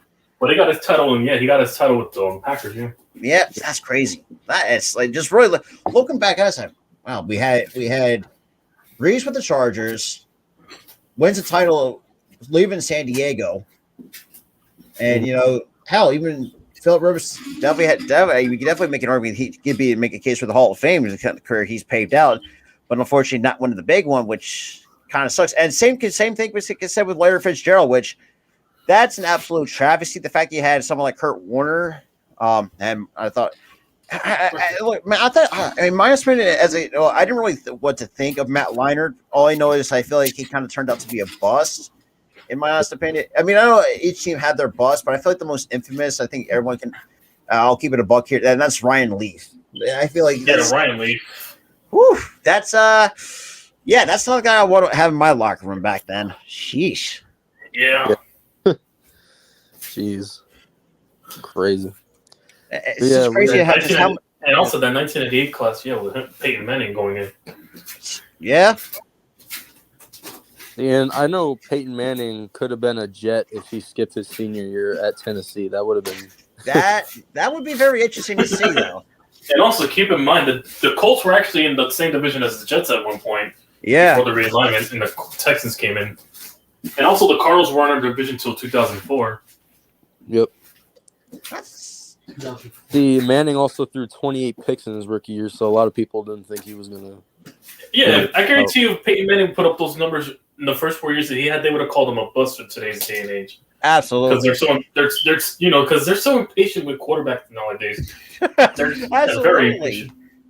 Like even and take it as Philly sports fans, we're always goddamn impatient. Patience is never in our vocabulary.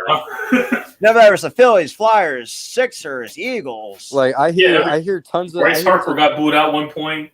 I hear tons but of still, stories. Harper's still embracing and still signed with They them. booed out James Harden and Joel Embiid. I hear tons of they booed out stories. Paul Giroux and Flyers team. I hear tons of stories of how Carson Wentz had one bad year, and a lot of people said, "Oh, you overpaid this quarterback." That is absolutely true. I mean, even myself and if he didn't get hurt with that ACL, I think we still could have won the Super Bowl either way. Remember, he was the reason they got to the playoffs at that 13-win season. Absolutely. And not to mention, if he didn't get hurt, he would definitely have the MVP in his back pocket. He was on pace, yeah. Absolutely. It's that ACL really changed the course of history for Carson. Now, like I said, even throughout that too, it's just like. And he also has leg problems, and that's why I don't think he'll pan in Washington. He has a history of ACL problems, and Washington's known for. And not to mention, he had a hernia disc in his back, dealt with a concussion, and it's just and I've been very critical of him too. Like he has a tendency to play hero ball, and that's not the style that I heard Carson Wentz. A lot of teammates didn't like him, because they said he was a selfish player or something like that. That's been what's been coming out of the Eagles locker room a little bit. Some of these he was selfish and egotistical. Yeah, that was absolutely true. It's like, now looking back at it, I say, I mean, now, thank God for Nick Foles, and that's another guy that this organization that has also done dirty a little bit, and that was Nick Foles. Nick Foles, yeah. Cut him the first time, then he went to the Rams for a few years, and then just really became a bench player, and then bring him back and wins us a Super Bowl after Carson Wentz gets hurt. And then Ross in Chicago. Yeah, and now with Frank Reich in Indy.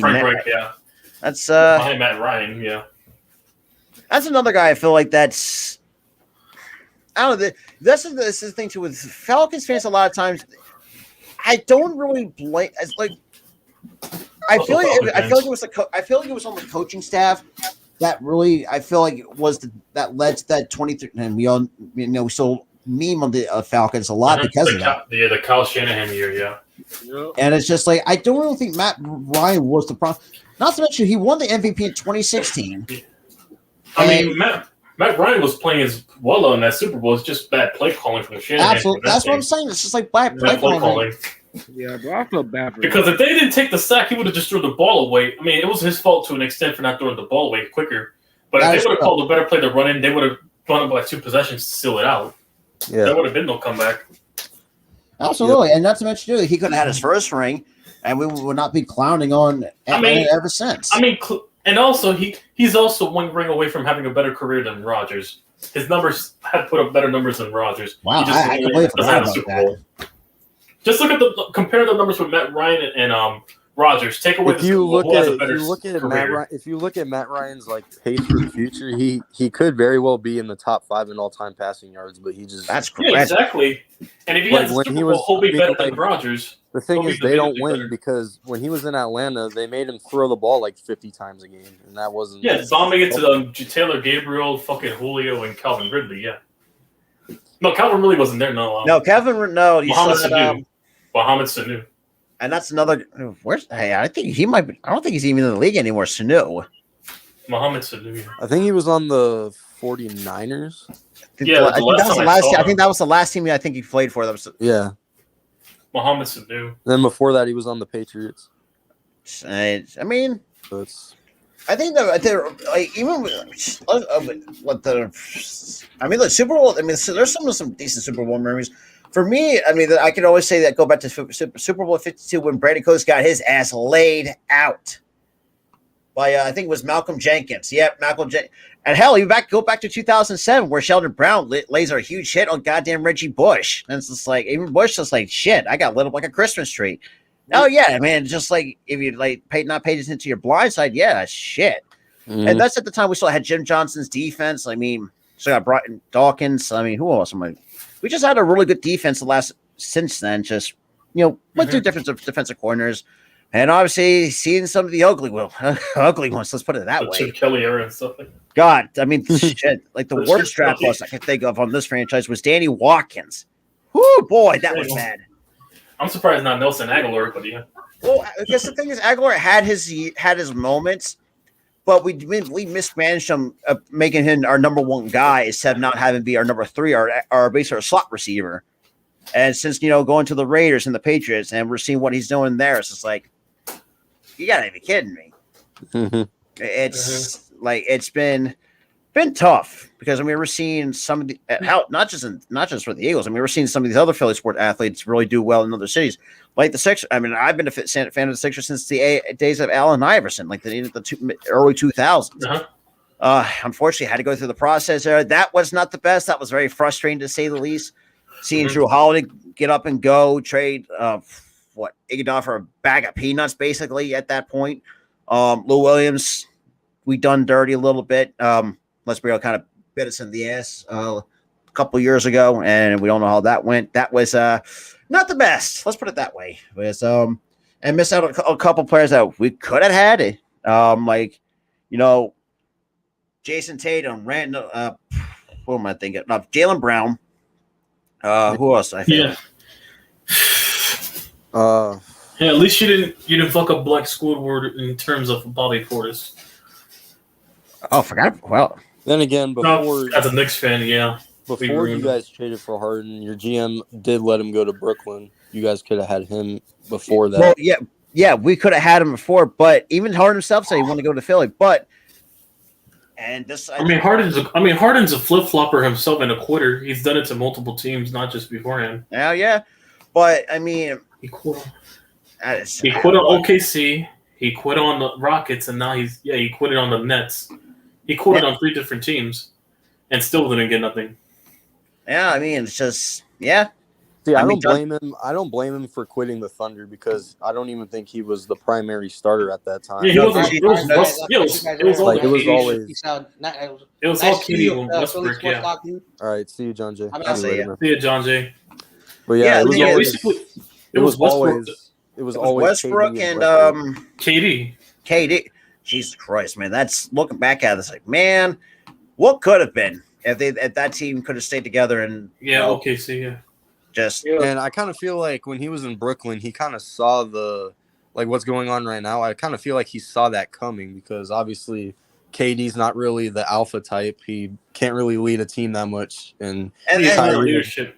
And normally Kyrie, ever since he left Cleveland, he's kind of done nothing but ruin the teams that he's gone to. So, Yeah, because Kyrie's been much of a controversy drama king. Everywhere he goes, there's always drama with Kyrie. And honestly, there's a lot of times like I don't blame KD want to trade away to get away from Kyrie. I really don't blame him. I mean, who could? I mean, because like you said, I mean, I think like TRL YT said, I mean, I saw the picture of Kyrie holding a torch. They torched the banner of the Cleveland Cavaliers. Well, once those two leave, you already know what's gonna happen to the Nets. They're gonna be poverty again. Oof, yeah. And it's just yeah, that's crazy. And we had a Nets fan, and boy, if you're talking about steaming, like this dude, if you think of angry, like a cartoon kind of steaming with the steam coming out of the ears, yeah. We had Jeffy, NY Jeffy, come on, and dude, he was steaming like a motherfucker. Like I've never seen a Nets fan go off on Steve Marks and this Nets organization, and I just remember the times. When they're known as the New Jersey Nets, that's crazy. To really think about. Mm-hmm. Yeah, but yeah, and that's not so much the truth. Yeah, we know that Brooklyn's going to be poverty, and hell, we got told that all the time. But realistically, man, yeah, we haven't been to the conference finals since 2001. That's always been like the biggest thing. And another thing that people used to say against us, we haven't won anything since 1983, the days of Dr. J, Maurice Cheese, I should say, Bobby Jones, Moses Malone. Hell, even with them, and I looked at this up too. The worst trade we pulled off was trading Wilt Chamberlain to the Lakers in the early 70s and wins them a title. And I'm still fucking mad about that. But yeah, the whole KD news though, like that's why I wouldn't be shocked if he came to Phoenix because he doesn't need. I really wouldn't be either. Yeah, because he doesn't need to be the leader. We already have Chris Paul, who's been a leader on. Yeah, you have CP3 and Devin Booker. Yeah, and Devin Booker. Yet who else? He don't even have to do much. Yeah, he doesn't have to do much. Yeah. We just handed Booker a supermax. He's got 6 total years left on his contract now for $295 million. I know that may be a lot, but that's been our primary guy. I mean, you want to win. I mean, that's your future. That's the Suns want to win now, so yeah. Yeah, and like Kevin Durant doesn't even need to do that much on this team. And I know people are going to say, what are we going to give up for him? I don't really think that matters because we're trying to win right now. And obviously DeAndre Ayton would be a hands-down option because he's kind of a soft player, if you ask me. He can't really get rebounds for a 7-foot center that much. And he can't really play defense on guys like Luka, which is obvious because, he's a great player. But at the same time, a 7-foot center should be able to lock him down, in my opinion. Absolutely. But, for sure. And now, so obviously DeAndre Ayton, hands down option. A lot of people are saying we may have to get rid of Cameron Johnson as well, which that's what I'm here. Like Johnson and a few others. I think it was. Yeah, and Mikal Bridges, who I've always liked. That's the only guy who also fuck Brett Brown for doing that, pulling that shit too at the same time. Oh yeah, thank you for Mikal Bridges. Yeah, because Philadelphia. Yeah, we cannot keep anybody. That's always been my biggest issue. Every time we get like a homegrown talent, we trade him away because at the time we didn't AI play for you guys the whole year? He did for majority of his career, and then we traded him to Denver. I don't even know what we got in return for him. And same with and then I think that's when Carmelo was with the Nuggets at the time. Yeah, Carmelo. And then that's when the franchise went to shit since 2012. That's when we start the process there in tanking. Let's just say some of them, they're like majority not panned out. Jaleel Okafor, Michael Carter Williams. Oh yeah, that was bad. Who else am I forgetting? Sheesh. Yeah. shit. That's yeah. It's not been great for us. Yeah. Like, nothing goes right for the Sixers. But I will say, the only one I feel like has panned out for us that was Embiid, despite the fact 2 foot injuries in 2014. And the fact of the matter is, Elliot Shore Parks, for those who don't know about that, and he's been like been the punching bag in the Philly sports community because of the fact that he put out a tweet back in 2014. I actually literally had the screenshot saved, basically saying he would take Noah Vonleh over Embiid back in 2014. So think about that. Over Joel Embiid, really? Yeah, Noah Vonleh, the guy who's playing in the CBA in China with the Shanghai Sharks. I was like, what the fuck is this shit? It's like, Anyways, and not to mention he also. I want to point out this comment right here that Mark Cooper said. So if the Suns don't get Durant, do they have a plan B? They have a groom at point guard because Paul's on his last leg. So what I'm seeing on social media is that we're going to get a third team involved to try to get Kevin Durant because they got a 3-way trade. Yeah, because the Brooklyn Nets are not interested in DeAndre Ayton, which I absolutely don't blame them. And I heard one of those teams are the Utah Jazz because they just traded Gobert. They were rebuilding. They traded Rudy Gobert. So I heard that they're interested in DeAndre Ayton. So I actually read that they're rebuilding, so he'll be. We may be doing a 3-team trade with Kevin Durant coming to Phoenix. Oh yeah, how old is Ayton, by the way? Ayton's like 25, like 22. No, he's not even that old. He's like 22, 23 maybe. Wow. Yeah, he's pretty young, exactly. Yeah, that's crazy. It's perfect. It's perfect for the Jazz because the Jazz are rebuilding after they traded him. They're likely going to trade Donovan Mitchell, so yeah.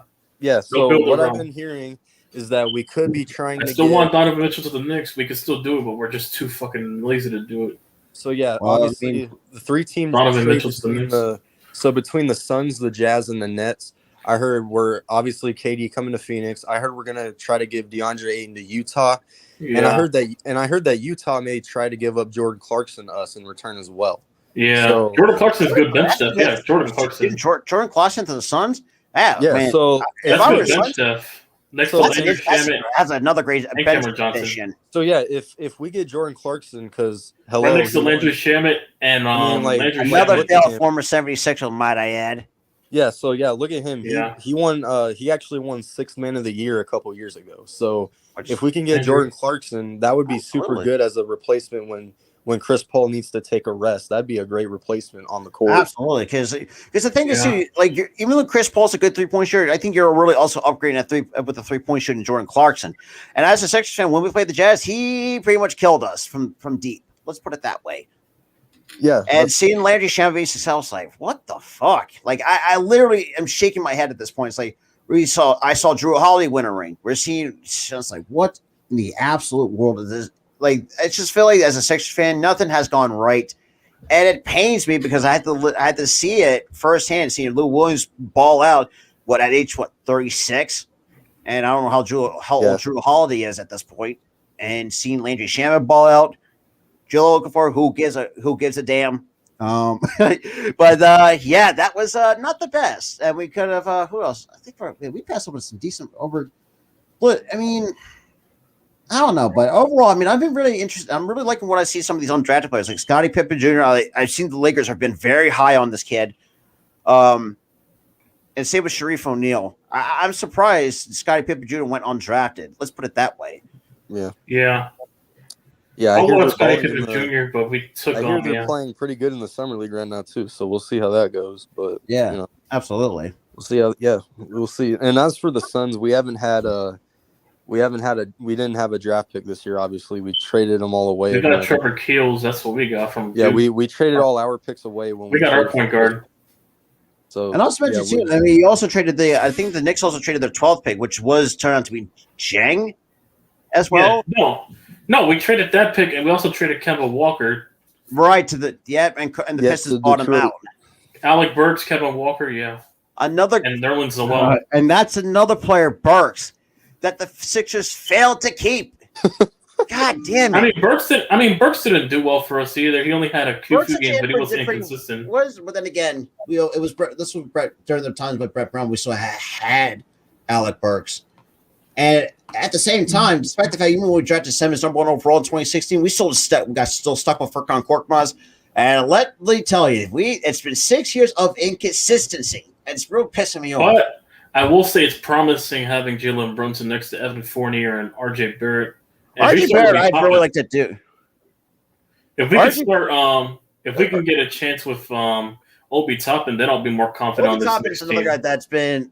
And I don't sleep on Emmanuel quickly too. That's another guy that's been. Yeah, exactly. That's what I want to keep at this point. We don't have to do much. See, I think a guy like for the Sixers, I think a guy that would have been the missing piece for them to complete their team would have been Bradley Beal. But obviously, Yeah, Bradley Beal. Yeah, he chose his loyalty over trying. Yeah, I mean, unfortunately, we got. I'm trying to think what else we picked up. Trevlin Queen from the. Unfortunately, this is where I'm going to have a lot of times. We did pick up PJ Tucker. Not the amount that the multi-years I would don't mind it, but the amount not in the ballpark for me. I did talk about this on my show. I said I would rather offer someone like a PJ Tucker a 2-year for 14 million to give him like 7 million a year or two for 10. Basically, in terms of what was it, 3 for 37 million or something like 3 that? 3 for 33.2. Yeah, not the best ideal situation, but if he can, this is like a start to where he can actually bring some mentorship to help with the bench a little bit, because that's been our Achilles heel the last couple of years was our bench. But then this is also Doc Rivers we're talking about here, because we still have our younger players like in Isaiah Joe, Charles Bassey, Paul Reed, and I had my knocks on Doc Rivers a ton last season. The fact that he had the guts to really put Paul Reed in the postseason, where he had the entire time of the regular season to play him, but never seems to be the case.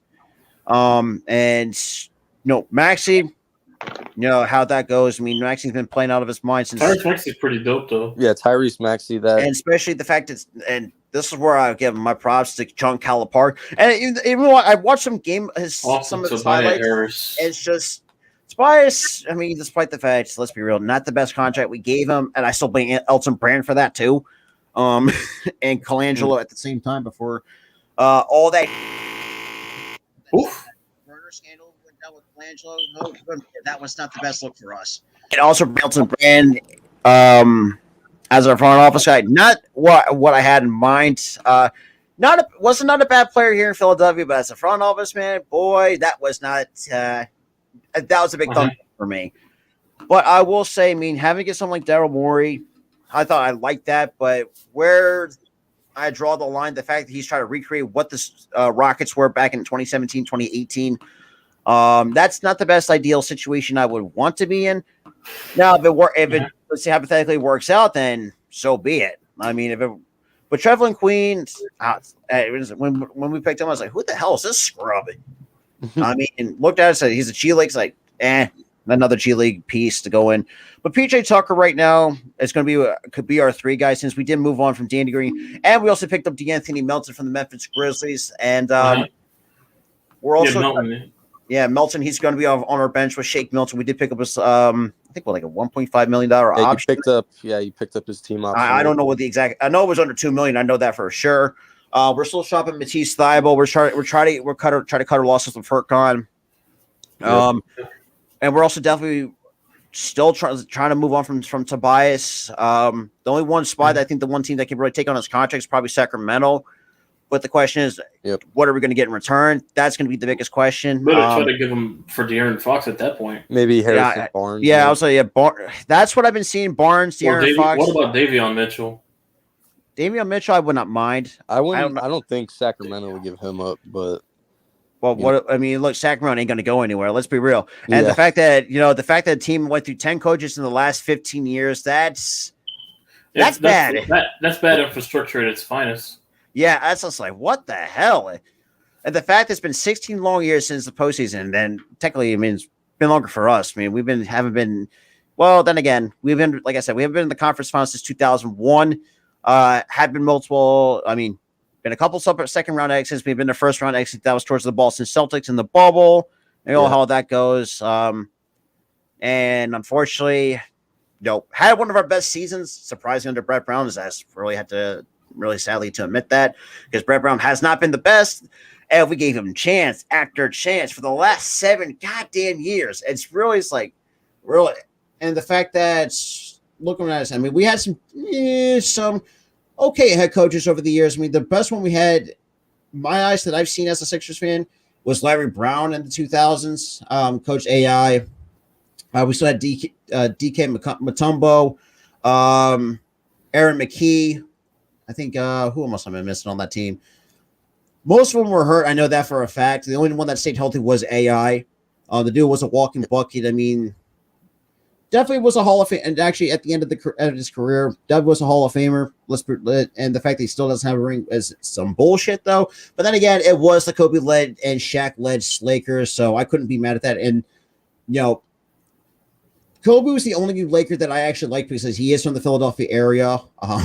Yep.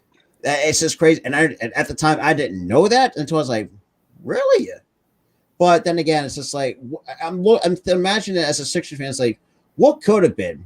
You know, if we didn't have AI, we could have had those two. And we definitely could have had another championship in the 2000s. But I really can't be mad that we took AI. But I mean, hell, even look back in 1997, who could ever say, you know, a player can cross up Michael Jordan in his rookie year? I mean, think about that. It's like when they were winning championships, that was crazy. Yep. Yeah, I mean, it's just even though I couldn't see it because let's be real, I was born in the late '90s. So I was part of that '97 year as well. You're born in April. Oh, yeah, you're 2 years older, I guess. Technically, I was born in March in '97. Basically towards the end of March 28th to be exact. March 28th, 1997 is where I started. 99 for me. Yeah, I'm 2 years. Yeah. Shut. I mean, 02 for me. So I was And 99. February. See, for my team, I know before we got Chris Paul, we were on a 10-year playoff drought. I remember that clearly. I mean, yeah, because Steve Nash had gone to the Lakers. That's right about that. I forgot about that. He went to the Lakers. Stoudemire had gone, and Stoudemire had gone to the Knicks. I forgot about. Man, Amari. Stoudemire, Chandler. I thought Stoudemire could play pretty decently in the Knicks. I remember that clearly that he actually had. Yeah, he was good. We had him, Tyson Chandler. We had Carmelo Anthony. We also had J.R. Smith. Yeah, J.R. Smith. I mean, Jesus, that was the Phil Jackson era too of Knicks basketball at the time. Not let's put it that way. Not the best era of basketball. Let's put it that way. But yeah. But I mean, the fact that who else came through that Knicks organization? I know Amon Shumpert. I remember. I completely forgot about that. Jeremy Lin, another guy that's been. Let's be real. I felt like mismanaged. Insanity, yeah. Yeah, he was good there for like a month, and then just died out completely. And then Kristaps Porzingis, Kristaps Bobby Portis. Yep, Giants Nation. Bobby Portis. Black Squidward, fucking hell. Is that the same Bobby Portis with Milwaukee? Yeah, Milwaukee. Yeah, we call it Black Squidward. Yeah. Oh, Jesus Christ. But yeah, like it was always like because like for my team, for all my teams actually, except for one of them, it's always been a living curse. You know, like. We had our chances. It's always been a curse. Like Steve Nash was an MVP back-to-back seasons, and the thing was like, oh fuck! I forgot about Tim Hardaway Jr. Fuck, I forgot about that. Yeah, Tim Hardaway Jr. Well, my teams, all my New York teams have been cursed. The Giants, the Yankees, the fucking like the Rangers and the fucking Knicks. We had the teams that we need. Now, like in the '90s, obviously we ran into MJ in the finals. That was without a doubt we were going to lose. But, you know, like. And then, obviously, with Steve Nash and Stoudemire, those guys, we ran into Tim Duncan a couple times. We ran into Kobe a lot in the conference. Yeah, that was stacked in the 2000s. Yeah, that's like it was stacked. It was so hard. Yeah, you had Tony Parker, Mark Ginobili, Bowen. You had Tim Duncan. You also had that Lakers team. You also had the Mavericks. Yeah, the Mavericks. Yep. Like you also had the Grizzlies teams with. Back then, the Western Conference was just stacked. And the Grizzlies with Marc Gasol. You had Marc Gasol. You had a young Mike Conley. You also had Then you also had the Timberwolves with Kevin Garnett at some point and Castle. That's what I'm saying. If we were that's when the Celtics actually. Now looking back, and also That's the East, yeah, Celtics. Yeah, the 2008 Celtics. And The reason why Doc Rivers has a reputation as a coach. Yeah, unfortunately, we have to be stuck with that for the next 2 years, unfortunately. Yeah. But shit, I mean, I will say Doc is a good coach, but his decision making has been should be called into question at times, based on the fact that he doesn't want to use develop these younger players, except for Tyrese Maxey, which has been really developed into a star. Has been labeled and basically one of our untouchable pieces. So if any team try to go for it, Moore is going to say no, because that's one of our franchise cornerstones. And at the time when we took him Maxey at 21st, I'm thinking to myself, who is this kid? Because I didn't really watch college basketball a lot back during that draft class. It's like, but looking back, the fact that his numbers, just like the fact, rookie year, had okay numbers, but not where I thought. Usually, sometimes rookies have below average numbers, but he had some above average numbers. But the 3-point percentage has gotten better, despite the fact stepping up and all this. Obviously, they're the Ben Simmons. It always improves under good players. You have the 3-point accuracy. I mean, Embiid's still doing what he's doing. Obviously, not having Danny Green anymore. He's with the Grizzlies now. I've been seeing a lot of Grizzlies fans on Twitter not really liking the trade for because we were kind of considering like where they were going to get use the 23rd pick or trade it, but we did attach it to Danny Green to send it to Memphis in order to get DeAnthony Melton, and a lot of times in myself, it's like, man, that's okay, because I remember and I can remember this too, and I will say this too, the only ugly losses that I've seen, and that was against the Grizzlies. Whew, and we didn't even break 100 points in that game. I think we had scored 89 overall as a team against the Grizzlies. I think it was like 125-89 was the final score. It's like, yeah, what the hell? But it's just Melton, since obviously, because we're gonna think too that entire franchise revolves around John Morant. I know he got the bag as well. I mean, same with Jokic even got the bag. John Morant, yeah. But the fact that Melton stepped up, especially significantly when John Morant was hurt, it's just like, yeah, I can see why the Sixers took an interest in him. And we're still trying to push for Eric Gordon. That's another guy that's been on our radar to really help out, especially with the backup four, because I think because Bassie and Readers are backup fives. Since we did try to push for Andre Drummond, but the Bulls took him on a 2-year, $6.6 million deal. So I would have thought Drummond would have got a lot more for a 2-year deal than that value for as young as at the level that he's at. Yeah, because I remember before the trade deadline of last year, we were trying to get Eric Gordon at one point as well. And we tried getting him actually before the draft again. But I swear, when Kevin Durant said he wanted to come to Phoenix, our attention just went away from everything. Like, we let JaVale McGee go to Dallas. We let Aaron Holiday go to Atlanta. We didn't re-sign any of our guys that were free agents. Like, we were so focused on, and we're still focused on KD. Yeah, a lot of teams had their eyes on KD. We forgot about everything as soon as this guy requested a trade out of. Yep. And absolutely, too. It's just like the fact that if I'm KD, the fact that Golden State's already drawn interest, like, why would you want to go back after you butted heads with Draymond Green? I mean, each and every year that team, the Golden State Warriors, can run it back with that same core players. Yeah, with just Curry alone again. Klay Thompson display. Yeah. And now they got Jordan Poole, so obviously. Jordan Poole has been an interesting case to see. I read a bunch of posts, and this would be a stupid trade. Even though I hate the Warriors, I have to admit it'd be so stupid for them. I read something that if they tried getting Kevin Durant, they're willing to give up Andrew Wiggins, George. I saw that too. It's like, are you serious? Yeah, Jonathan Kuminga. It was like Kuminga, Wiseman, Wiggins, and I think somebody else. Unless it's Klay Thompson in that trade, no. No, I mean, because I think the Golden State Warriors would be. I like, so it's like, what? Because I'm with the Spotlight Sports Center and Key in the building. Like, we were kind of while we're all talking about this too, it's just like, man, like, why would you give up like all the entire Chase Center for a guy that's who knows how much left does he have? How much does he have or I don't think he has that much left in the tank at this point of his career.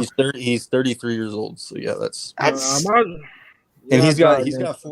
4 years on his contract though. So that could be a Yeah. little bit, maybe 1 or 2 good years, but Yeah. Too bad that's not gonna happen, right? Okay, so yeah, Giants Nation, that is true. Someone said KD to the Raptors. I was on Twitter. I don't. And I saw that Toronto now has the second best odds of getting Kevin Durant, and they're behind us. They have the second. Yeah, I best saw that, but I feel like it's Katie's to the Phoenix seems more likely because the Raptors as a team, they're more small ball oriented with the Nick Nurse. Basically what the scheme that Nick Nurse has set in place. Yeah. Now I would say, I mean, the only option is because they brought back Kush Boucher on a cheap deal. So I would see because we all know that. Let's be real, Max 8 is not the max player because we saw that for sure. I mean, look, Booker did what he could. I mean, I think he deserves that super max. Let's keep it a buck here. Yeah. Yeah. Who else would we be? Who else would we have on our team that to be a super max, but other than Devin Booker, probably nobody at that point. I'm glad, and he made first All Pro team this year. Like that's a lot of people over hate him. Yeah.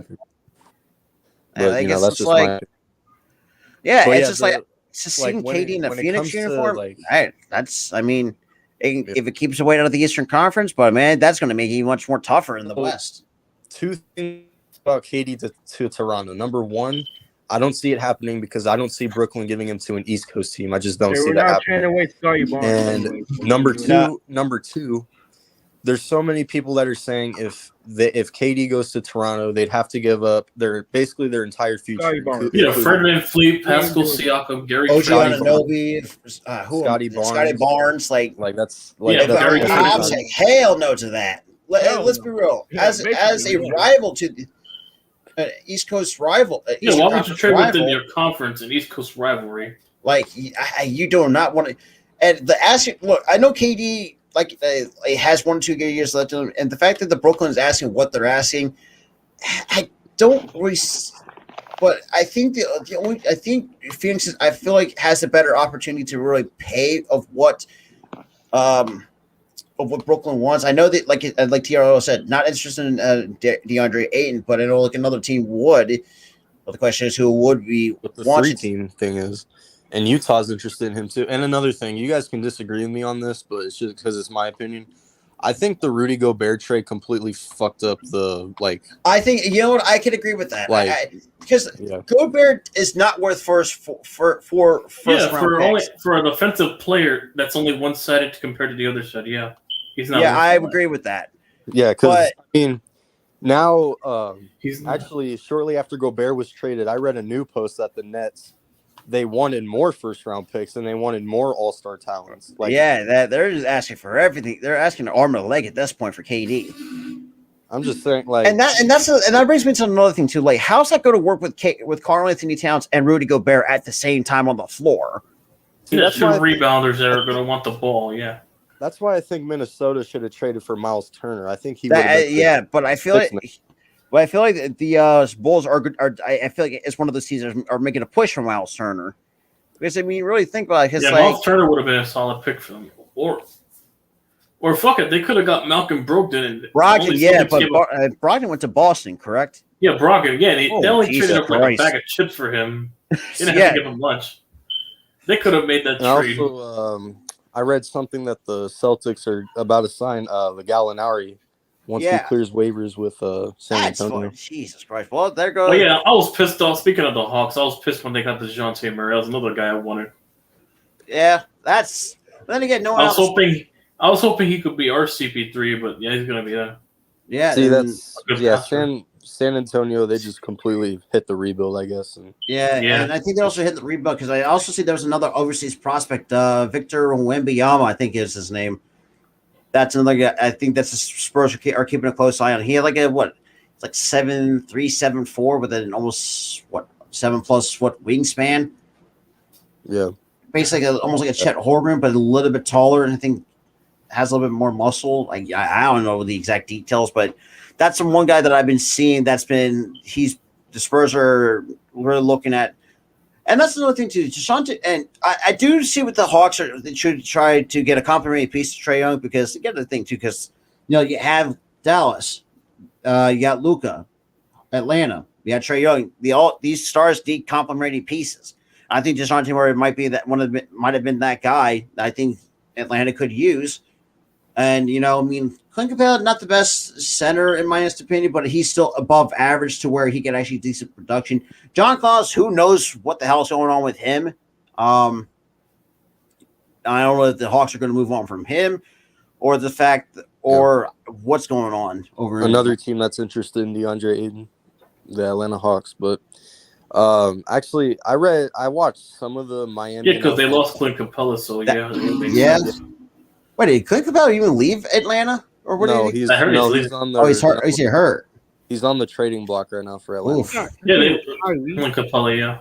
But I watched some of Miami and Atlanta in the playoffs last year, and they really needed DeJounte Murray because whenever Miami double teamed Trae Young, they had no other value shooter on their team. Like they needed DeJounte Murray. They need it. And Bogdanovich has been hot and cold with that team. Yeah, Herder has been 50-50. Waiter, yeah. And Herder he got traded. Hunter and Herder actually. So let's see. That's right. Herder, where did Herder go to? Was it the Pacers? The Sacramento Kings. Oh, good. God have mercy on his soul, because that's a fucking hellhole. Yeah. He went to De'Aaron Fox, Domantas Sabonis. Oh, jeez. But yeah, that's DiVincenzo. Oh no, DiVincenzo went to the Warriors. Yeah, that's another Nova guy that still pisses me off that my Sixers could not offer him a contract. And we saw Colin Gillespie gets a 2-way deal with the Nuggets. Like, God damn it! I didn't even know he was on the Sixers. Jeez. No, we tried to offer. We couldn't offer DiVincenzo a contract. That was another guy we could have had. Another shooting guard off our bench. We need shooting. That's always been like I said, always been our Achilles heel with shooting. Yep. And hope the Knicks steal Fox from the Kings. I actually keep hearing rumors that the Knicks are gonna try pulling something like that. Yeah, I can definitely would see that. And not so much De'Aaron Fox. Yeah, for De'Aaron Fox. Yeah, especially because I'll take it as compensation for not getting Donovan Mitchell. Especially because in the recent days, the Utah Jazz announced that they've shut down trading Donovan Mitchell. So there goes that. Well, that's compensation at that point. I'll take it. I mean, either way, I mean, De'Aaron Fox is still a good player. I mean, as long as they're a better perimeter shooter than Julius Randle, I'll take it. And at that point, yes. Woof. Randle. It's like, as a Sixers fan, there's always that certain players on certain teams in the Eastern Conference has been very bit of our thorn in our side. Randle was one of them for the last couple of years. I mean, Mason Plumlee, of all fucking people, decides to be Mason Plumlee from the Hornets. Yeah, always been a killer against us. But when everybody else is on the floor for the Hornets, I completely shit. It was mostly Miles Bridges and LaMelo Ball killing us. And I'll also say too, Miles Bridges. You ever talk about a big bag fumble? Good lord!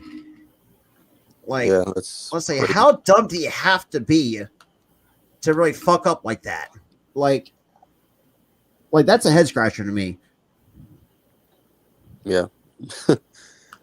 Absolutely. Yeah, Miles Bridges being arrested for the DUI thing. Yeah, felony domestic violence. I think it was. That was the charge. A young lineup with R.J. Barrett, Obi Toppin, Jalen Mitchell Robinson, and De'Aaron Fox.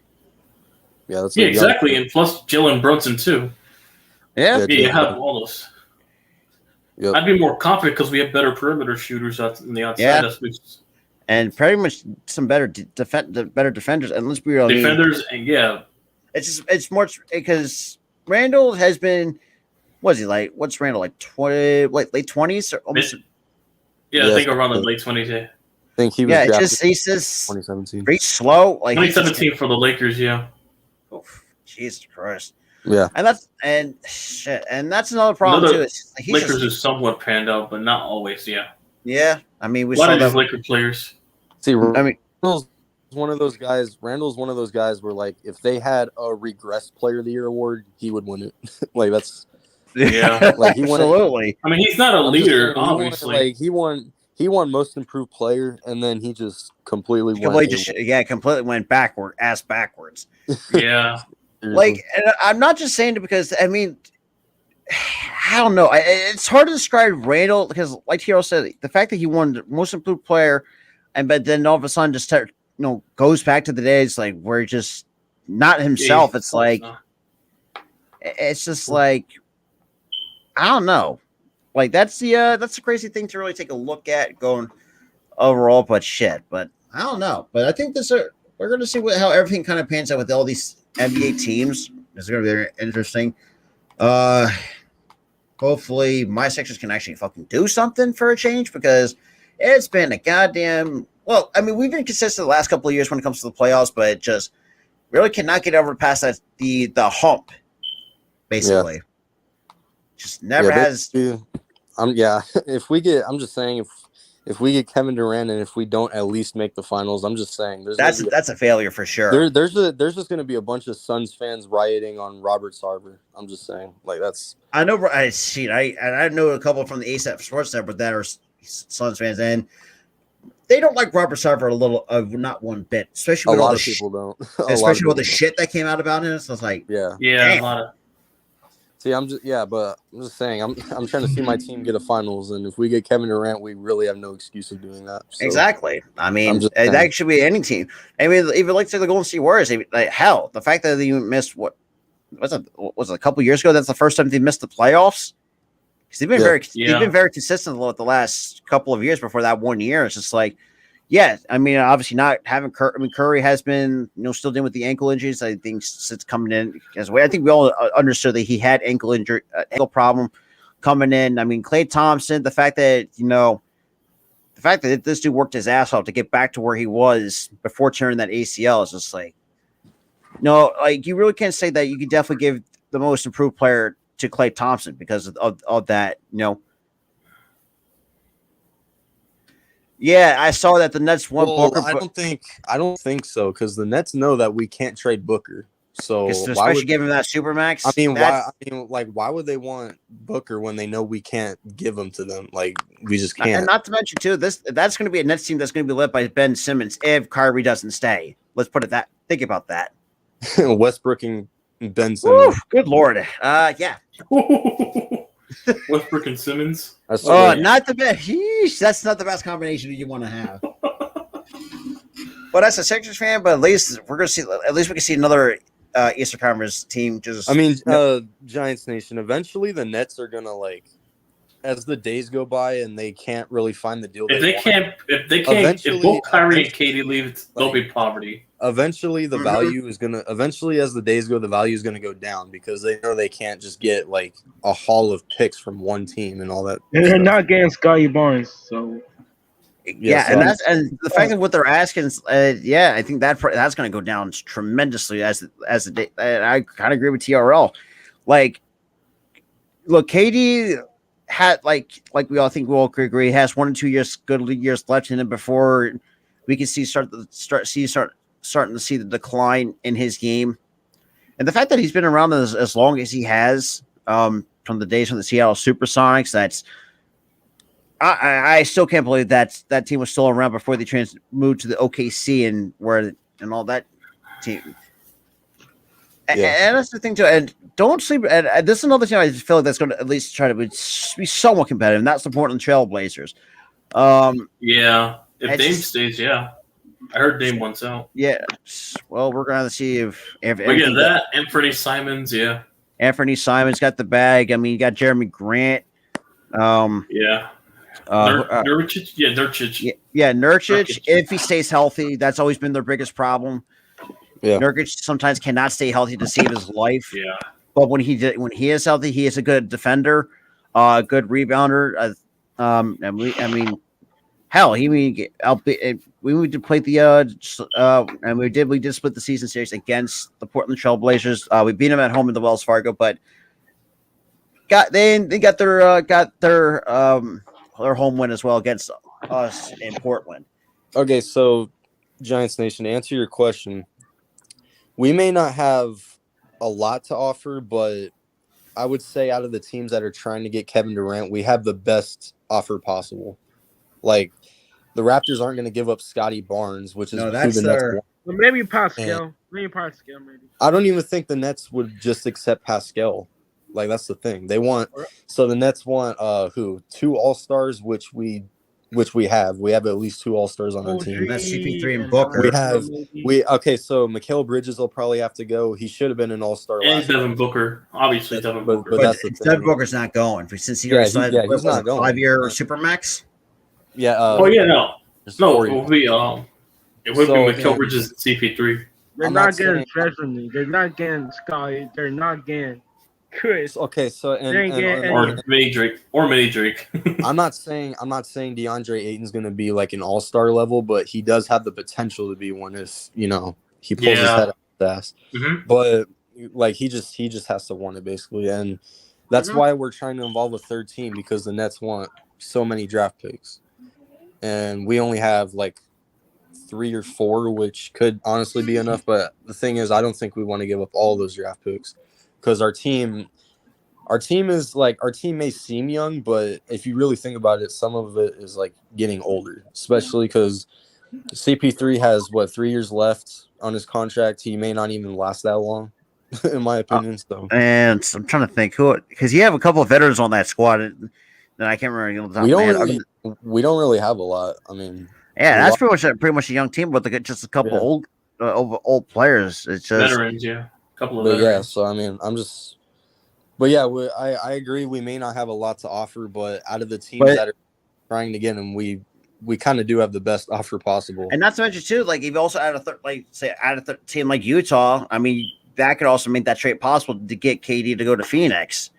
Because you really think about it, because I mean, like KD's got 4 years left on his contract. I don't know what it's worth, but I would agree with TRL because CP3 may not like I say he has a couple of years left on his contract, may not last long because that's another guy that I can see that really hanging up his sneakers along if KD decides to contemplate that one day.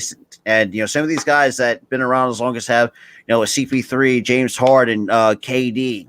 Who else am I missing right now? Maybe Curry, but I don't know if he ever wants to think about retiring. But at one point, you could definitely would see players like that, really leaving the game, and that's going to be really really interesting to see what the NBA is going to hold going forward for the next 5, 10, 15, 20 years down the road. And I do really think as a team, I do think the Suns have it and this is where I would agree with even though I'm seeing it as a Sixers fan, but I do think, and the fact is that when we play the Suns a couple times, I mean, I do see the kind of star power that the Suns team has. Yeah. I just feel like if you add a third team into the equation, I think the Suns can pull it off. I really do think the Suns can definitely pull it off with the decent package. Yeah. And no, I don't think we would trade CP3, but I mean, cross DeAndre Ayton off because the Nets don't want him, which I don't blame him. Once again, I think the only team that is rumored to have wanted him is Utah, which is the third team we could involve. And Mikal Bridges, I know James Jones doesn't want to trade him, but we're probably going to have to if we want Kevin Durant. That's just that's probably how it's going to be because he was a Defensive Player of the Year candidate last year, and he was almost an all-star last year as well. So that's obviously a talent that Brooklyn could use. If Cameron Johnson was a starter last year, who knows? Maybe he would have gotten so much more attention. But obviously, for some reason, Monty Williams trusted Jay Crowder a lot more for some reason.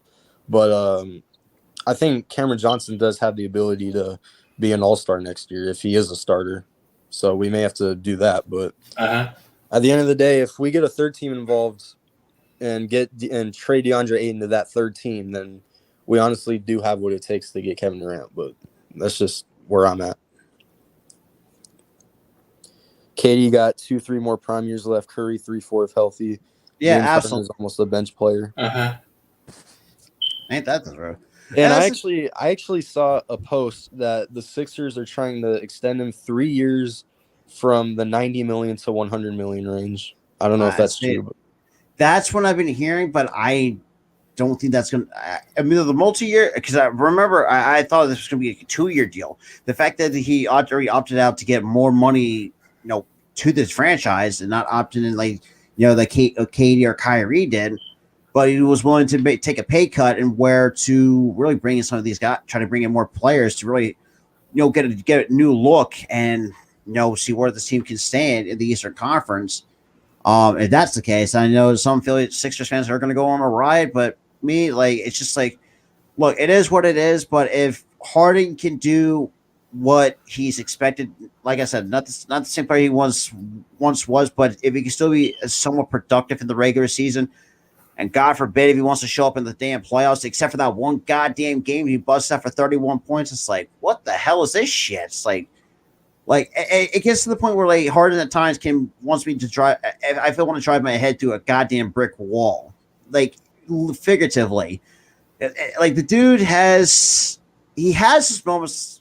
Like I said, plays well in the regular season, but just completely shits the bed in the postseason. And Dante said, and my coach Dante knows it firsthand. Him and Max Coverage, who are both Rockets fans, they've seen it multiple times. Honestly. James Harden. Mm-hmm. Yeah. With also CP3, who else was on that team? Yeah, PJ Tucker. I know Eric Gordon. Tucker, Clint Capella. I forgot about Clint Capella actually played for the Rockets. Gerald Green when he was a good bench player. And that's another team that could have been too, along with the OKC Thunder. Yeah, but so Harden has had no excuses in his career whatsoever. Absolutely. Well, yeah. I'm ashamed in him because he's from Arizona State, so right. I forgot about that. Yep. Shameful. Shit, yeah, ain't that the truth? I mean, like when he left Houston, he should have kept doing what he was doing, but he just turned into it. And I was, believe it or not, I was rooting for Houston, James Harden, CP3 in Houston, like, because I wanted those guys to both win, but then when he left Houston, he just turned into like a bitch, to be honest. Like it's just crazy. Yeah, and at the time, man, we still had freaking Unfortunately, we still had to deal with Simmons and shit. Oof, yeah. Not, and I've been, and I admit that, and I did this too, and shit. And I saw roasted sometime. The fact that it was the Simmons still has the defenders, like give it up. Like the dude has not been that great coming out of college, and I've read and I looked at the scouting report on it and the problems that went behind the scenes, especially at the college level. Yeah, nothing has changed with Simmons since 2016, which also featured the likes of Jalen Brown, right? Brandon Ingram's another guy that I would not mind taking number one overall, but unfortunately we got stuck with Simmons since 2016, and unfortunately we had to pull the trigger at some point just to get rid of him, and obviously just stuck him on the Nets, and obviously Stephen A. Smith, a lot of times. Whether love him or hate him, but some of the shit that he says, I find some comedy, and the fact that he and Stephen A. Smith goes to say, like for the first take one morning, puts in the words, it's like obviously with the quote unquote back injury that he suffered, and it's just like he goes on to say like, what'd you do, like what does Ben Simmons do, like riding the car that was rough out of shape going down I-95, like hitting potholes on the way? It's like where's this shit? Like who writes this shit? But me and many Sixers fans and content creators that I've known, like we just started cracking up because like that shit's fucking funny. Or just like slip out of the tub, like he's also, like one more of these clips, like slip out of the tub and like twist your back in like wrong way or something like that. It's like Jesus Christ. Yeah, literally. Like, man, Stephen A. Smith went on his ass. Let's just put it that way. See, and if I remember correctly, when Harden was first arrived in Philadelphia, he wasn't that bad. No. He just started missing so many shots as the postseason. Yeah, absolutely. Yeah, he just wasn't to be seen until I think game 3 or game 4 against the Heat, where he busts out for 31 points at the Wells Fargo Center, and it's just like, what? Where was this the entire goddamn series? Now, I will say I will blame a little bit Doc Rivers. The fact of the matter is that when unfortunately, this is where I would. Let's say that I will target some of these bad apples of the Raptors fan base, which disgust me. And this really set the entire Sixers Twitter off because of the shit that's been real. This all stemmed based on the fact that stemmed off the unfortunate injury to Scotty Barnes, and some of that one bad apple group for the Raptors fan base. I'm not saying everybody, but that one little group decides to take that, run with it, and start making death threats against him. Yeah. And it was just like, if you had, it's like, look, it was unfortunate. Like Scotty, like I literally was appalled. It's like literally, like it's just like it. Like if you have not played sports and not understand, like if you have you twist your ankle or something like that, you can't say shit.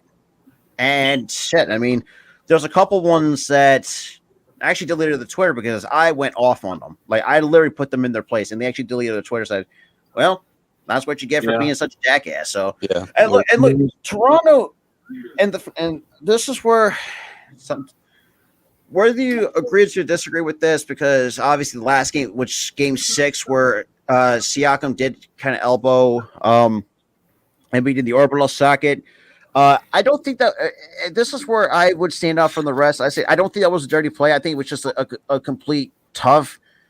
Yeah, absolutely. It was just an aggressive play, and it was just, like I said, it's unfortunate. But this is where I put the blame on Doc Rivers. We were up by 25 or 30. I don't know what the score was at the time. Like Larry, you could not set Embiid down and rest him against the Heat, and we could have. And the Heat series could have been a lot different if Embiid was fully healthy. The Sixers really could have gone to the conference finals at that specific time. Mm-hmm. But Doc Rivers still does. That's what Doc Rivers has done a lot. He goes up by 20, then he just completely. He doesn't take it as seriously, and the team's just all of a sudden where like, oh wow, that's like. And this is where we've been frustrated for the last couple of years. Like we've been nothing but first and second round exits consistently. We had, I mentioned this too. We haven't been in the conference finals since 2001. We hadn't been in the NBA finals since 2001 as well at the same time. Jesus. Yeah, it's been a while. So it's been. But then again, I mean, even though the one argument a lot of times, as other fan bases have against us is not winning the title since '83.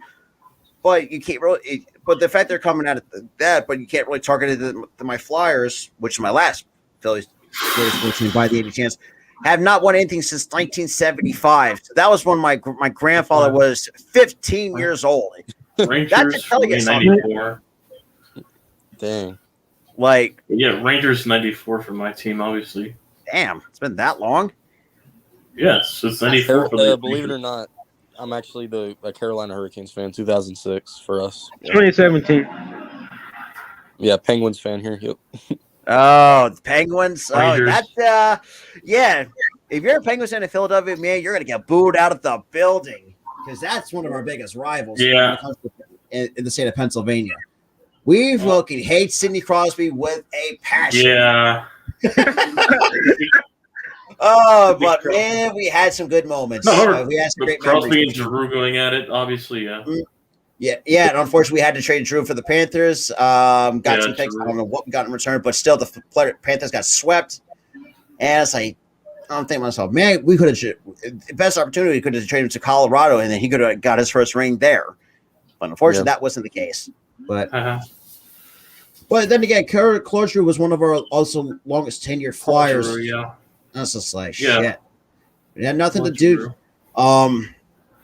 The only closest time we ever tasted an NHL championship was 2010. Unfortunately, we blew a goddamn 3-1 lead against the goddamn Blackhawks.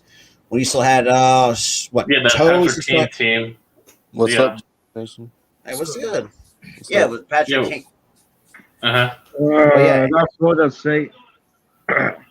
Florida State, yep. Damn. Damn. I should. You know what? Awesome kid. I'm sorry. Let me change it for you real quick. Maybe this will make you feel a little bit more better. Oh, Boomer Sooner. Oh no. Oregon and Florida. No, Oregon and Oklahoma. Hey, how do I feel, awesome kid? Oh, all right. Yeah, Oregon Ducks. Yeah, also an Oregon Ducks fan. Awesome too. Yep. Yeah, I don't have a college team. I just watch just to watch. Yeah. That is true. 2021. 2014, 2014, 2014. 2014. Yeah. Awesome, kid. How are your Blue Jays doing? Yeah, Don't talk getting about on my. We don't talk about it. Yeah, Actually, you know, being the Yankees punching bag. Oklahoma's going to SEC and FSU's probably going to the Big Ten. So That's what I've been hearing, and I think Oklahoma and Clemson are trying to make the push to the SEC. I know that for a in for, Texas, they're going to the SEC too. So Oh Jesus! Oh yeah, Oregon might go to the Big Ten. That's what I've been hearing. so Oregon's also part of the game. My Seminoles get to whoop up on Florida on Oregon all day. Let's go. Yeah, you're fun. Oh shit! Well, Yep. at least I get to see my. If that's the case, and I can see my Clemson Tigers take on LSU. That's gonna be really fun, though. Oh, you're a Clemson fan, oh man. I lived in South Carolina for the last 11 years, so I've experienced the rivalry myself. Because, like I said, I was never a big fan of the Penn State because the fact that yes, there were some decent players coming out of the draft the last couple of years. That was Saquon Barkley, Jaquan Brisker. That, like I said, that remains to be seen with him. Miles Sanders has been on and off, but the fact that they can't win anything under James Franklin, let's put it that way, and the fact that I watched this game. This was against the final line. This went to 6 goddamn overtimes. I guess they're finding a line of all teams. 6 And overtimes. we still lost it. I was like, what the hell is this shit? 6 overtimes, and we lost to Illinois, of all teams. I was like, man. Thank God. I think at least Clemson actually can make. Oh, Illuminati confirmed. And shit, but yeah, Crazy. it's been But college basketball, men's side's always been Villanova. Women's been South Carolina because I've always respected. We're talking about like the football team. We're talking about the football teams. Football team has been Clemson most of my entire life. It's been the Clemson Tigers. Unfortunately, my Oklahoma Sooners produced Trey Young, which is bittersweet for me. So that's the next one. Rayford, yeah. Fucking Rayford. Oh, right about that. Yeah, because the Knicks, yeah. Yeah, and all the shit that went down with that. And I actually remember watching his games at Oklahoma because he was actually a big star at Oklahoma with him and Murray. So yeah, hell, even though this one at the time when Murray was a big 2-star, that's a big 2-sport athlete in college too. At the same time, yeah. I completely forgot he even played, which is crazy. I mean, I've been a huge college baseball guy, and I still don't remember even playing college ball. I remember college football, but baseball, no. He played college baseball, but college football. The year he won the Heisman, he literally signed with the Oakland A's, and they let him play college football, and he changed his mind and said he wanted to come to the NFL. So was that 2018? Pretty sure he's the only player to be taken top 10 in both football and baseball as well. Yeah, he's talented. I'll give him that. So yeah, that's crazy. Absolutely. Yep. And we'll be extending him before training camp. So I think, and that's another thing too. I think Kyler Murray really handled that really poorly. Let's put it that way. yeah. And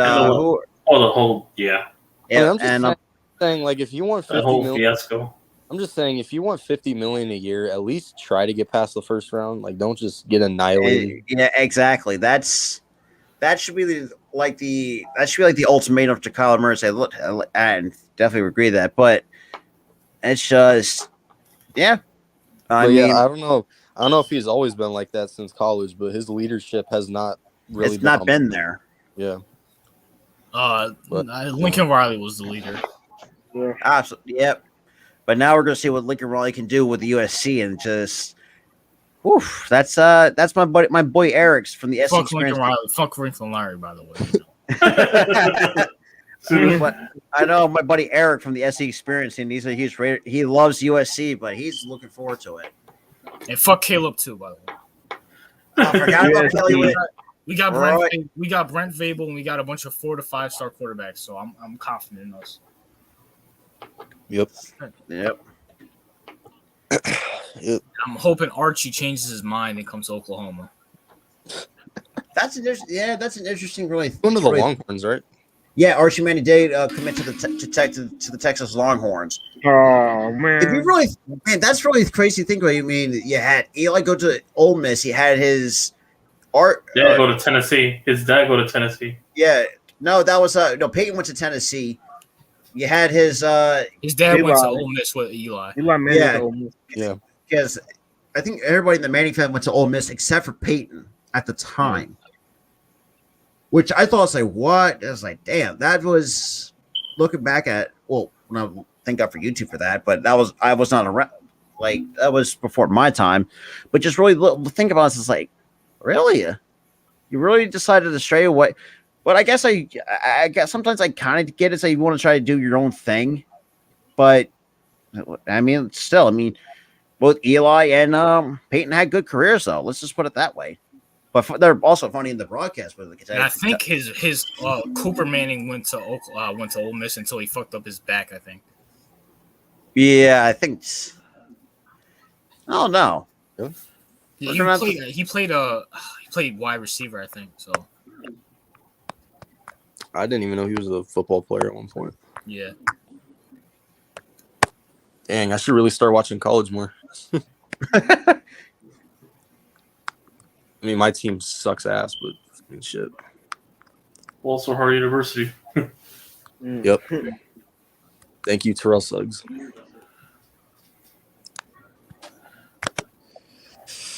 But yeah, this NFL season will be something. Yeah. Gotta find a way how to contain Derrick Henry from stiff arming our entire defense. So yeah, that compelling. Basically. I don't know. Now that the Titans don't have Mike, what's his name? AJ Brown. AJ Brown. Julio. Yeah. I'll be able to stop him. Yeah, I'm like, how are we gonna get stop Derrick Henry from stiff arming our entire defense? I heard Julio maybe going back to Atlanta. Oh, they ain't gonna have no receivers, but an inexperienced Traylon Burks. Who, the Falcons? Yeah. Mariota. Marcus Mariota. Let's go, baby. All right. Well, also can switch it up. No, because he went for Oregon. That's why. No, because he went to Oregon. I'm about to say, because you about to switch up. Wait, who went to Oregon? Listen, Mariota. No, Marcus Mariota. Falcons. Oh. Hey, but listen, who did they get? Desmond Ritter? Yeah, Desmond Ritter's going to take over at some point. Yeah, he'll take over at some point. Don't worry. Desmond Ritter. Mariota is not a starter. Like he's just not. He was a demon in college, though. Yeah, I expect them to finish last in that division, contend with the Panthers for last place. Yeah, the Saints will probably get the wild card in the NFC. I said, yeah, the Bucks will obviously win because Brady's still there. It's between the card spots. It's mostly between the Saints. Whoever doesn't. I think the Saints will get I think the Saints will get a wild card spot. Whoever doesn't get first in the NFC West, and then probably Minnesota can try to make a push. I still think Green Bay. I still think Green Bay will win. Yeah, Green Bay will still win the division. Rodgers is still there. But yeah, we'll see. And then on the East, obviously, everybody's picking the Eagles, but I said Cowboys because they have the best quarterback in that division. Yeah, I got the Cowboys. Unfortunately, NFC North. Yeah, I mean, either way, either one of those two teams are first round exits. So yeah. I don't know. I think the Bengals are. I mean, at least the Giants will have probably a way better record than they did last year. So hopefully, it's 4 wins. Yeah. I mean, listen. I looked at the strength of schedules. Your entire division is the bottom 4. Again, guess what? The Eagles have that shit too, and the Cowboys will be equally as favored. I don't know. Some tells me Dallas will still have a setback, to be honest. But then again, what can go wrong will go wrong. They lost a lot, especially their offense. When Dallas in December and January, I think they lost their best offensive lineman too. So yeah, and also they have then again they do have washed up Zeke running the ball.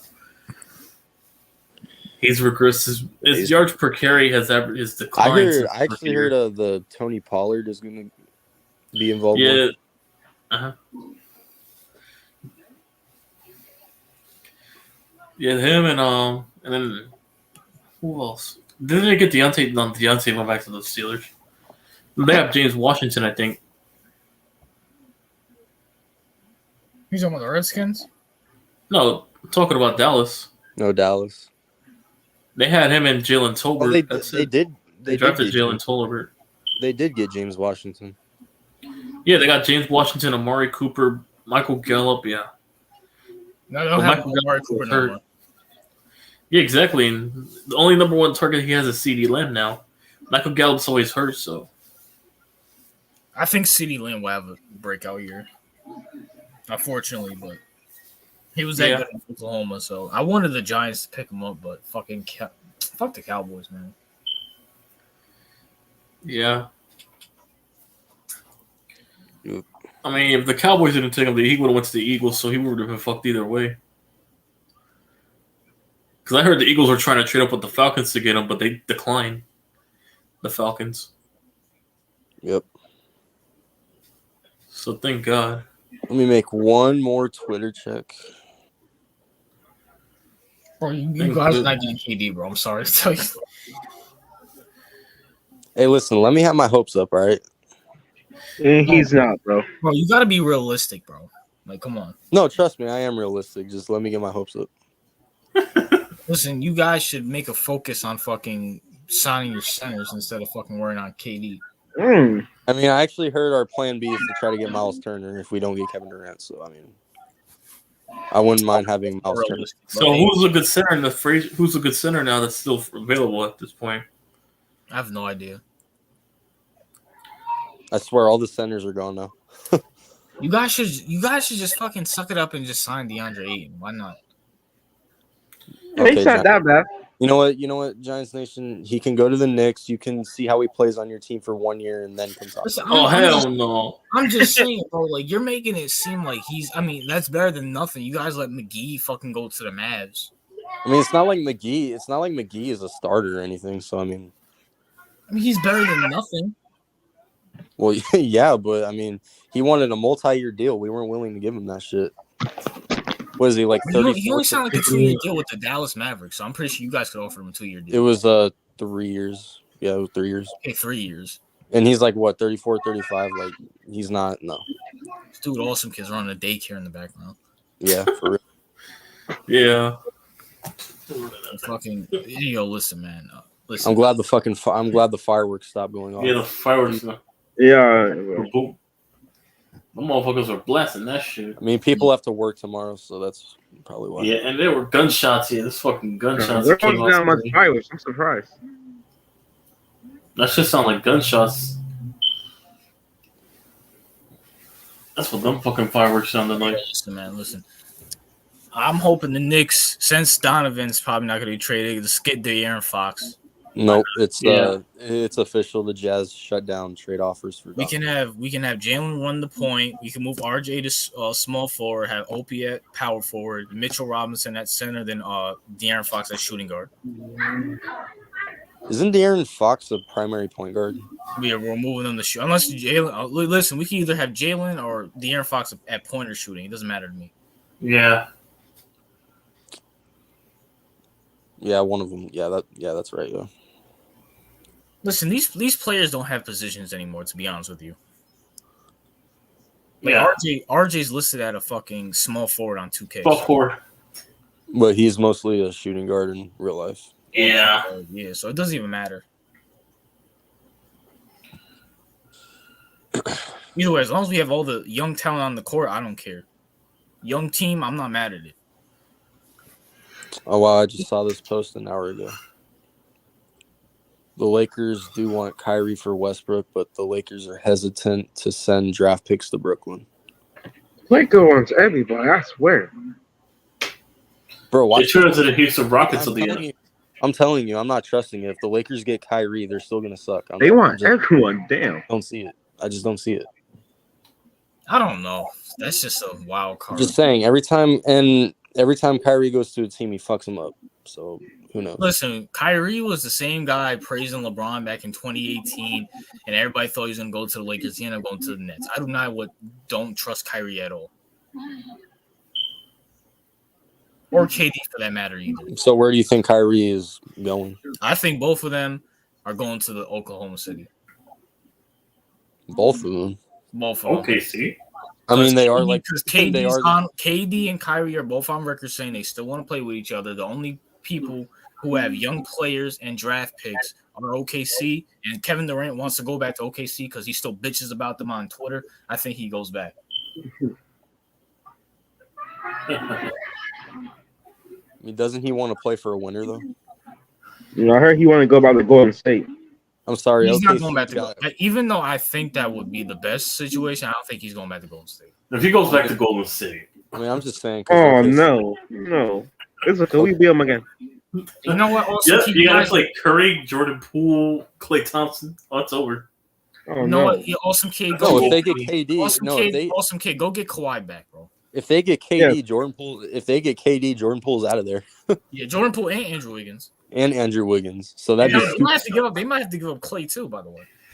Shit, I'm Klay, just saying that'd be just for KD and for as much as I hate the Warriors, I have to admit that'd be stupid on their behalf. Yeah.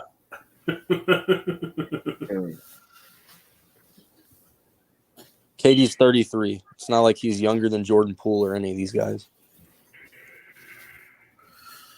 Uh-huh. And he'll be 34 before the season even starts.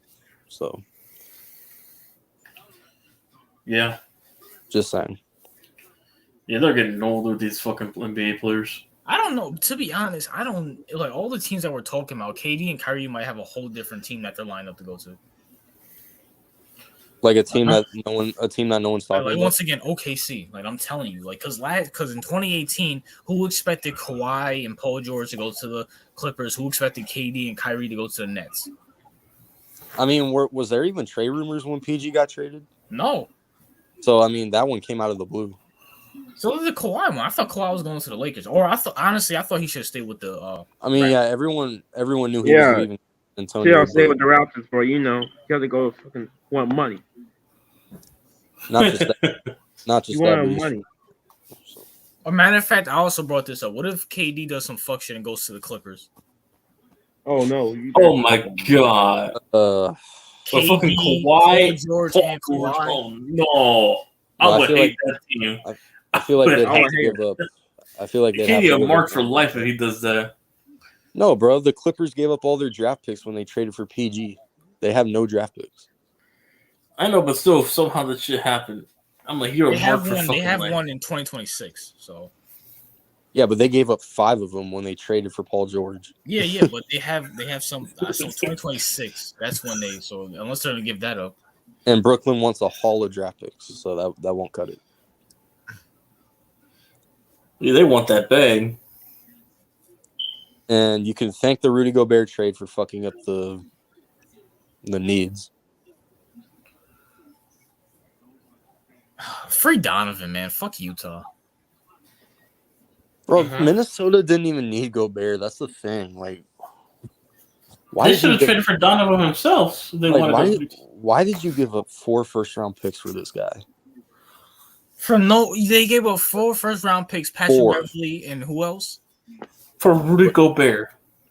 They gave up Patrick Beverly, their Vanderbilt guy who was their power forward. One of their draft picks one of the guys that they took in the draft this year. So yeah, about those guys, yeah. And I think Utah is gonna waive Patrick Beverly anyway, so because a lot of people are saying he's gonna go back to the Clippers or some shit. Like, Kawhi and him don't like each other. who does like Patrick Beverly? Go also come out to the Raptors, you know. Be a dynasty again. Yeah, do that so you can stop trying to get Kevin Durant.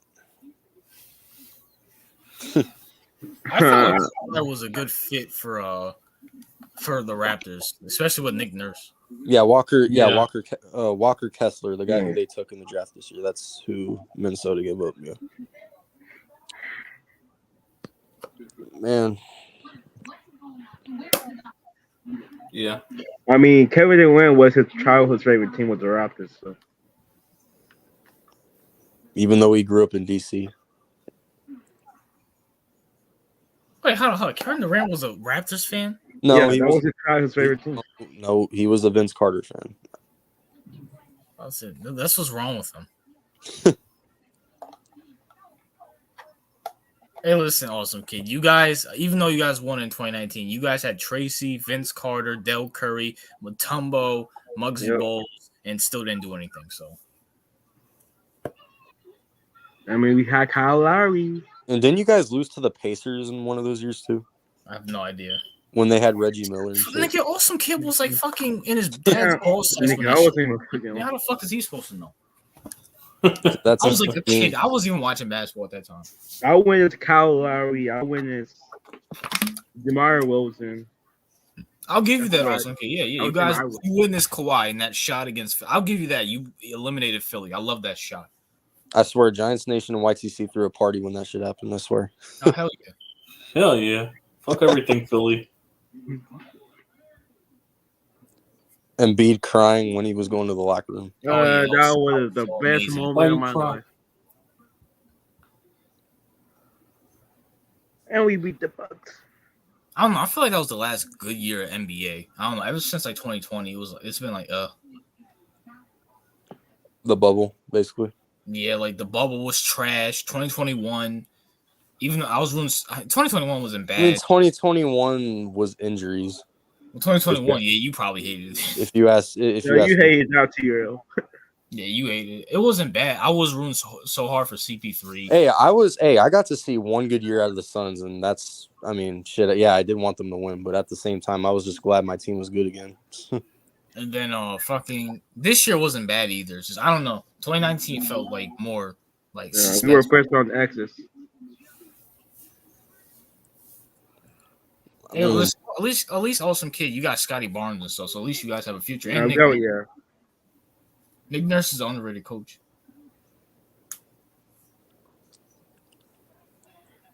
Just imagine him with KD and Scotty Barnes.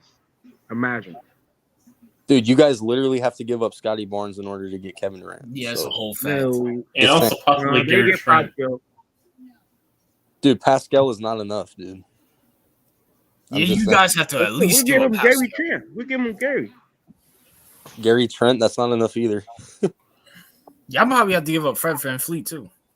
Yeah, maybe actually they can't do that because they literally just extended him, so they can't do that. They can't give away many Drake. Just like us, we can't give up Booker because we just extended him. Oh, did they extend them before or after KD demanded a trade?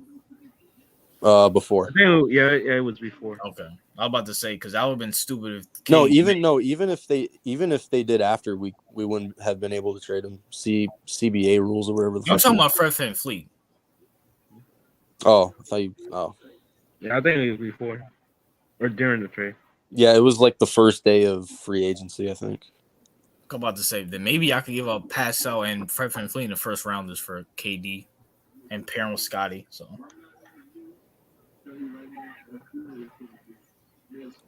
I don't know. I don't see Brooklyn accepting that. I just don't.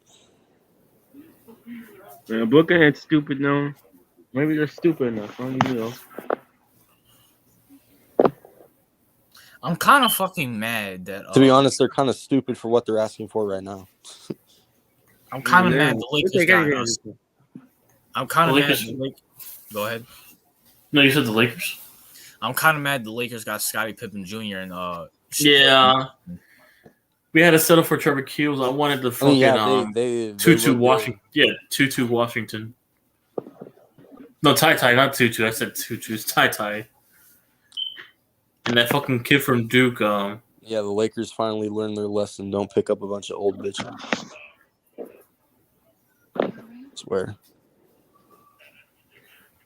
I swear, if we see Westbrook and Ben Simmons on the same team next year, that's going to be funny. Yeah, it was AJ. Yeah, they took. Bro, Ben Simmons, like that dude needs to just. What the hell's wrong with him? I don't know why he's scared to play. Like what? It's like he doesn't even want to be in the NBA anymore.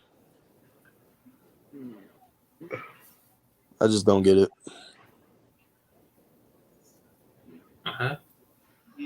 So mentally now at this fucking point. That dude has to be the biggest bitch I've ever seen in my whole life. Worse than Paul George?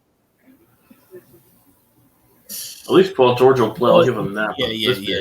You know why? Because at least Paul George will. At least he'll actually play and suck, and then complain about his mental illness. He's a bitch.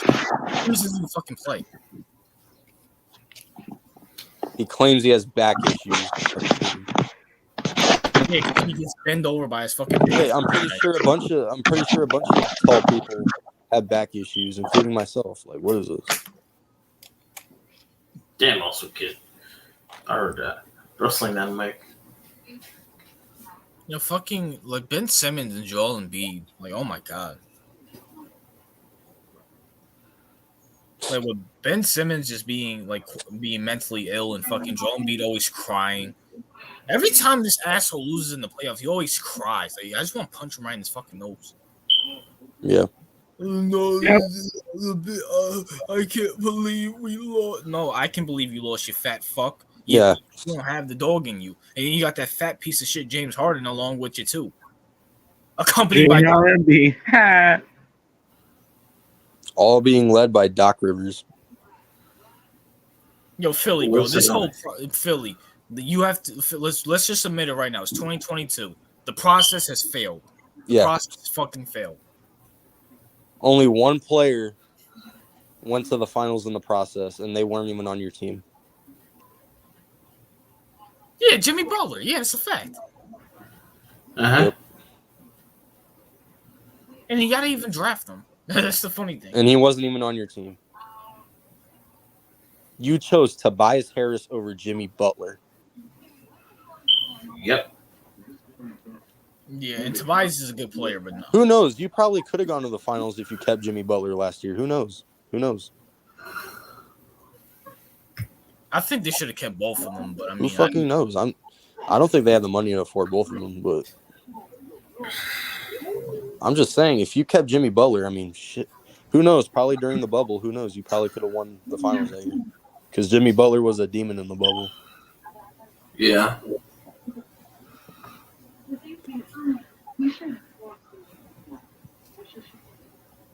Yeah.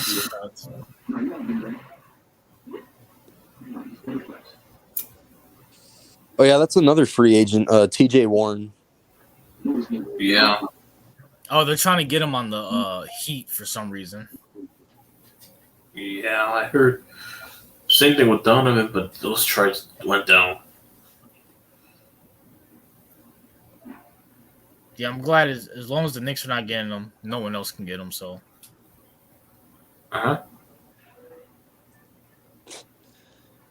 Miami was the only team that tried to get him besides the Knicks. I can't believe that. And they submitted an offer for him too, but I'm guessing it was that fucking trash. I knew they were going to keep him too. As soon as they traded Gobert, I knew they were going to keep him. Yeah.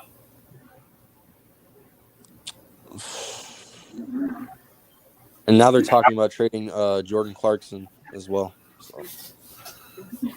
Yeah, they're definitely in a rebuild. What rebuild? Like, they weren't even, like... I'm just They claimed they let it go through a rebuild. That's why they're trading all these people away.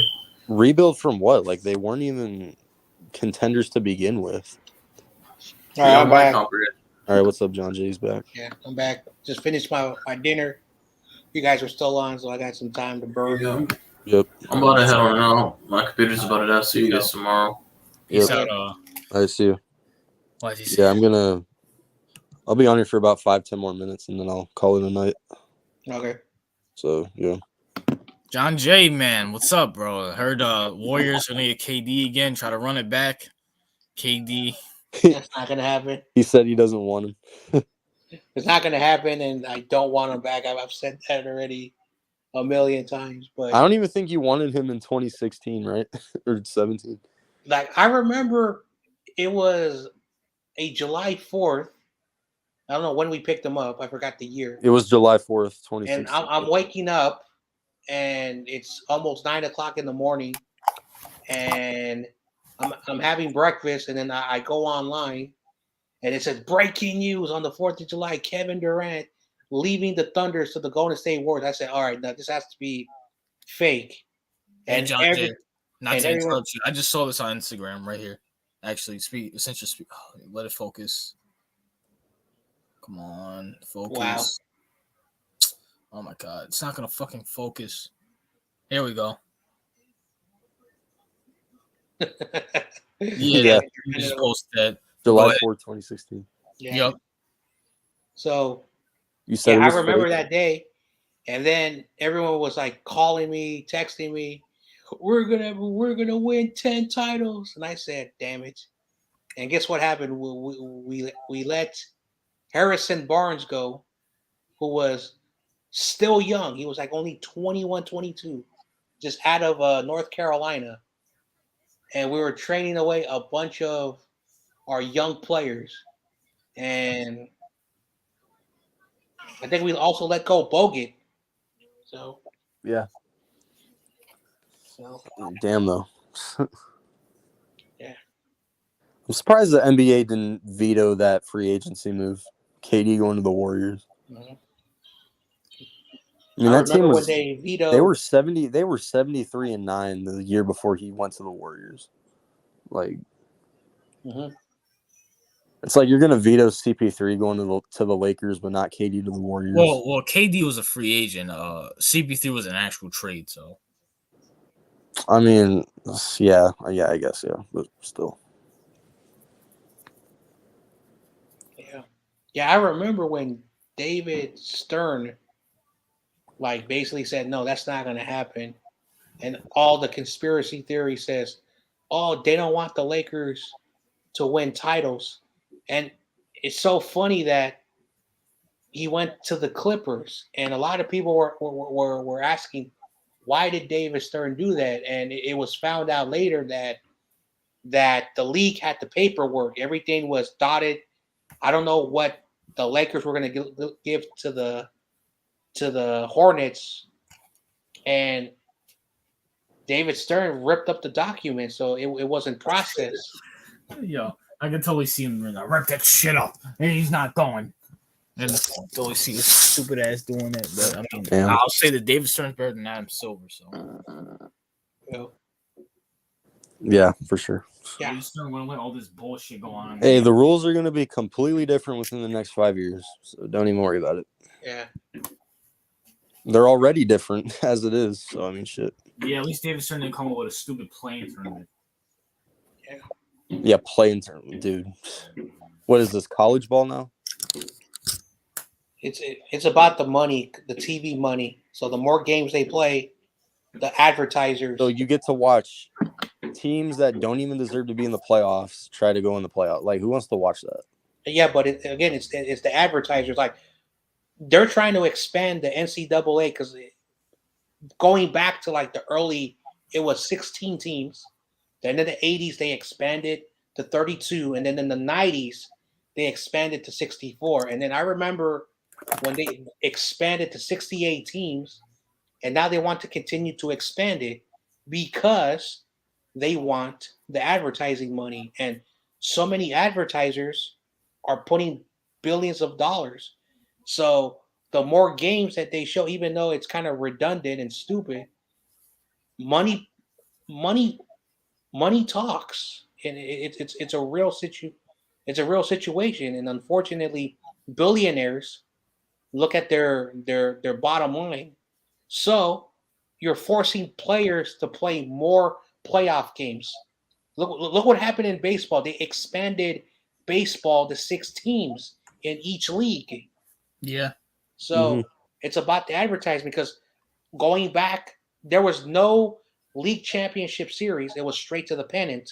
Then in the 70s, they added the league championship series. And then when the Giants and the Dodgers had the same record, the major league put the Dodgers in the playoffs, but you had a 103 win team that didn't go to the playoffs. So they said in 1995, they added the wild card.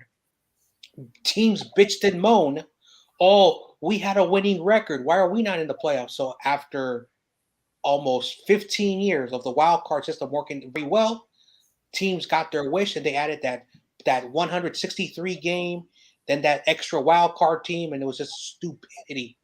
And now, and baseball players don't want it because now they got to play more games to go to the World Series, and they're going to be tired, and they're going to start see bad quality. Plus, baseball players already are playing 162 games, and you're going to expect them to play 15 postseason games. That's not Basically, gonna be, that's not going to be good. But I heard. Wait, go ahead, John. Before I. I'm done. I heard that the NBA has lost a lot of money due to them bringing politics into the NBA, them losing their sponsorship with China due to the whole Daryl Morey Hong Kong thing. So they're trying to add in more All-Star games and more playing tournaments in the season and in the playoffs to, like you said, have more games and get more money. So, Jesus. Yeah.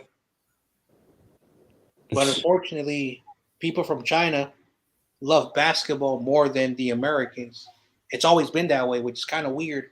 We created a game, but the people in China love it more than we do. So that's why the Chinese market and something that's interesting, China's creating their own super soccer league so they can compete with Europe, and they're trying to create their own NBA by buying players. So that's another thing that why Americans are kissing butt to China so they don't steal the best players because they have the money out there. So just imagine, for example, just hypothetical, they create that super basketball. They'll get all the best players from Europe and then they'll poach our players. And then they'll incentivize the NCAA by instead of putting them in the draft to go to China. So that's why they're kissing butt because you don't want like our players to go over there. And as a NBA fan, we should be worried because they can say, "Hey, how much are you being made? We'll match it.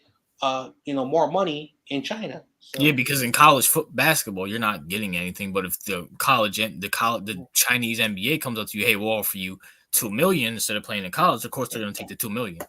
Yeah, and then also Australia, they have their own NBA, and the ball dad saw that, so he invested LeVar, and he put him in there, and the Australians could have gave the ball son all the money he wanted, but the ball dad really wanted him just to get his skills against professional athletes at 17, 18, and then go to the pros immediately. So the world is catching up.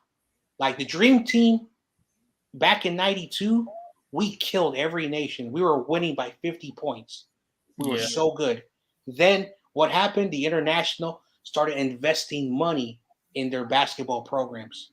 So America is no longer the best basketball in the world. That's why in 2004, which was a horrible, horrible year for the basketball, we lost in the silver medal game to to Argentina. That's why they put Duke head coach and they put that super team because of the 2004 Olympics created the monster of the super team because we were embarrassed by Argentina, which is a soccer nation. That's how bad we were. So scary. We had Allen Iverson on that team. We had Tim Duncan, Vince Carter. We had a great Kobe, I think. Yeah, we had a great stacked team, and we were embarrassed. Yeah, that actually is a good, because those are like all the stars from that time period. Yeah. So. And we lost to a soccer nation. Yeah. So. And I just feel like the NBA now is just they're more international. Yeah.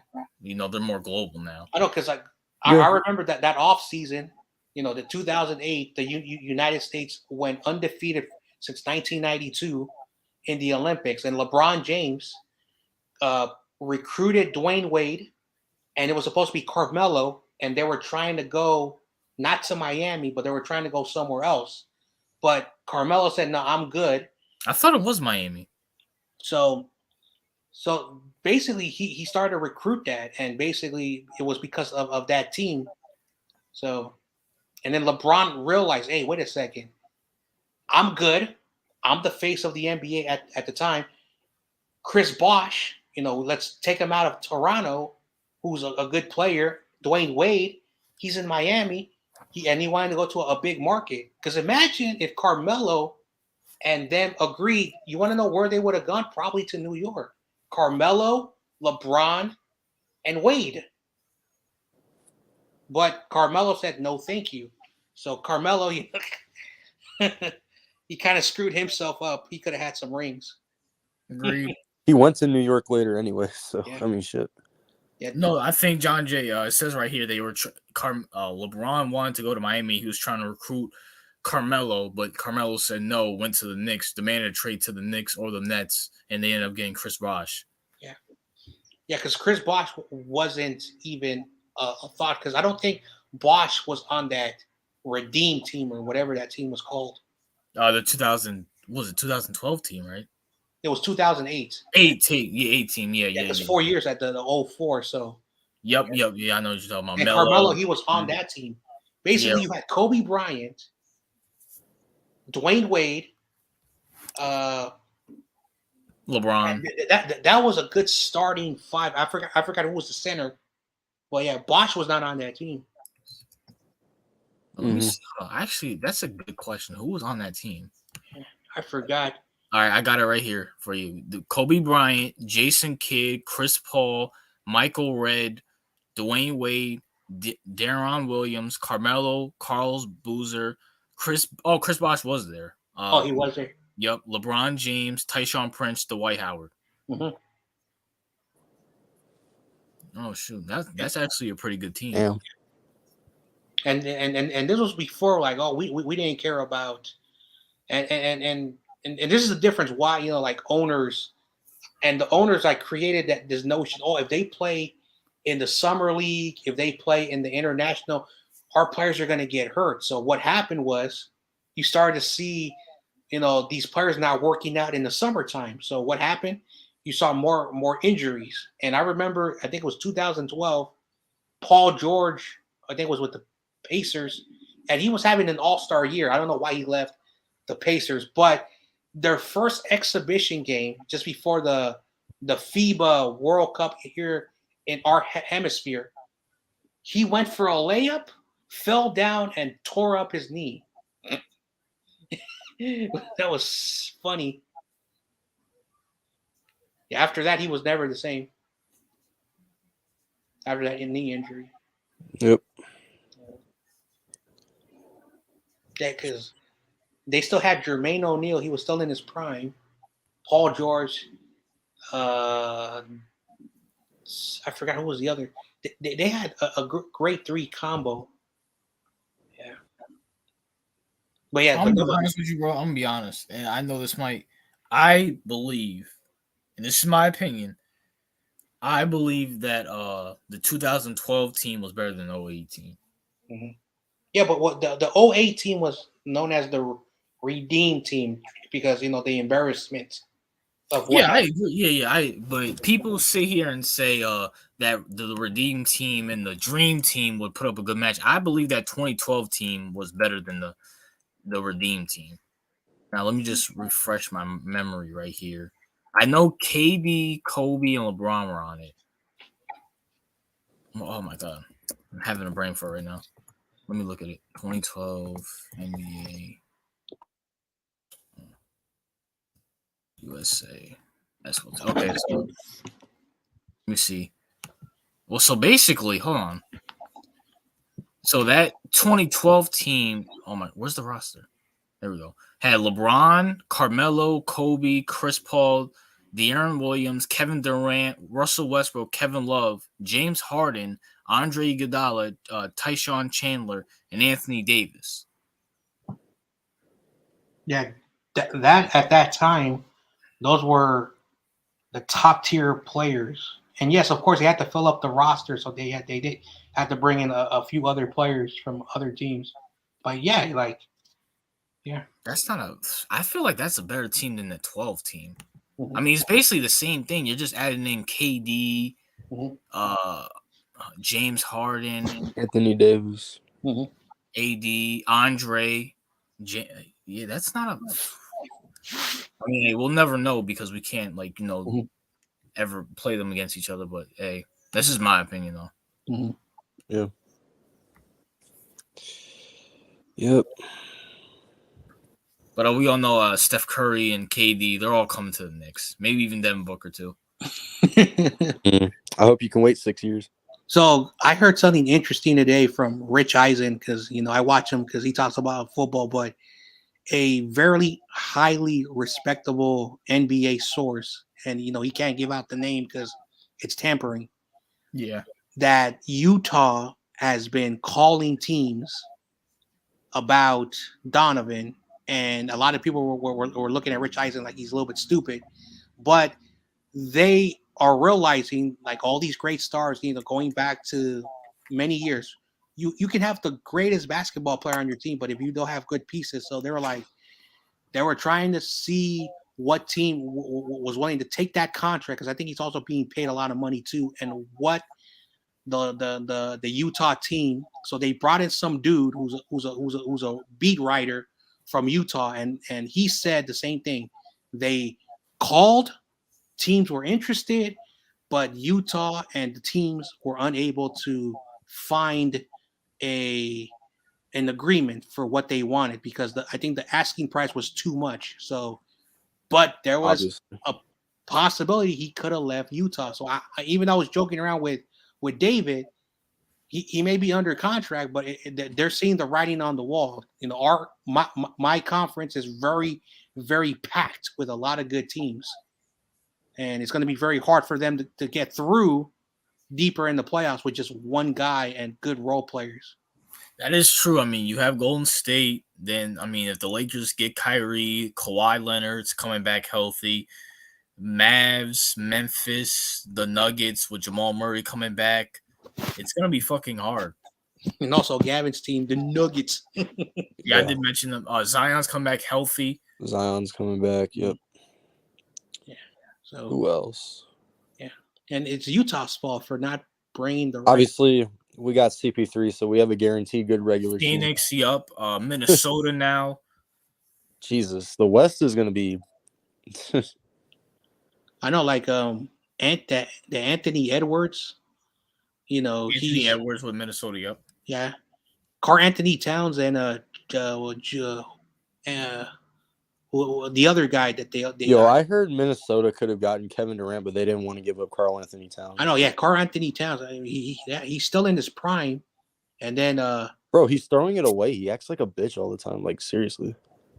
I know, because he's a Kentucky player, and Kentucky players, for whatever the reason, remember John Calipari may be a great coach, but he's an asshole. Like he created an idea that he had a player in Memphis called Wagner. I forgot his name. He went to Cleveland. He was supposed to be the LeBron James before LeBron James, and he had a good rookie year, averaging like 23 points a game, and they still were a bad team, and LeBron was going to enter the team. So it was going to be very dangerous having these young guys. He blew out his knee before he was able to play with LeBron James. Imagine how that would have worked out if that dude from Memphis that was drafted in 2002 with LeBron James. I wonder how that would have worked out. But John Calipari was like, take your money, and if you don't pan out, and if you suck, at least you're getting paid. And one example is DeMarcus Cousins. He's a great player. It's just he's always arguing, fighting, and nobody wants him. So yeah, John Wall, he was supposed to be this great superstar that was going to transform the league. He was an okay player.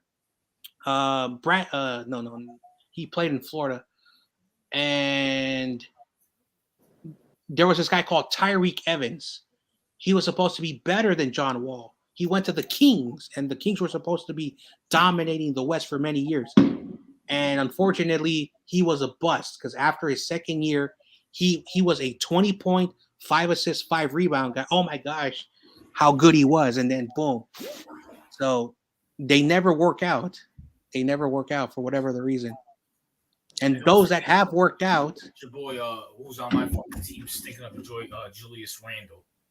So Hey, Booker's a Kentucky guy and he's working out fine. So I mean, shit. so, Julius Randle stinking up the joint. mhm. Yeah, That guy needs to get fucking. He was traded. predicted to be good too.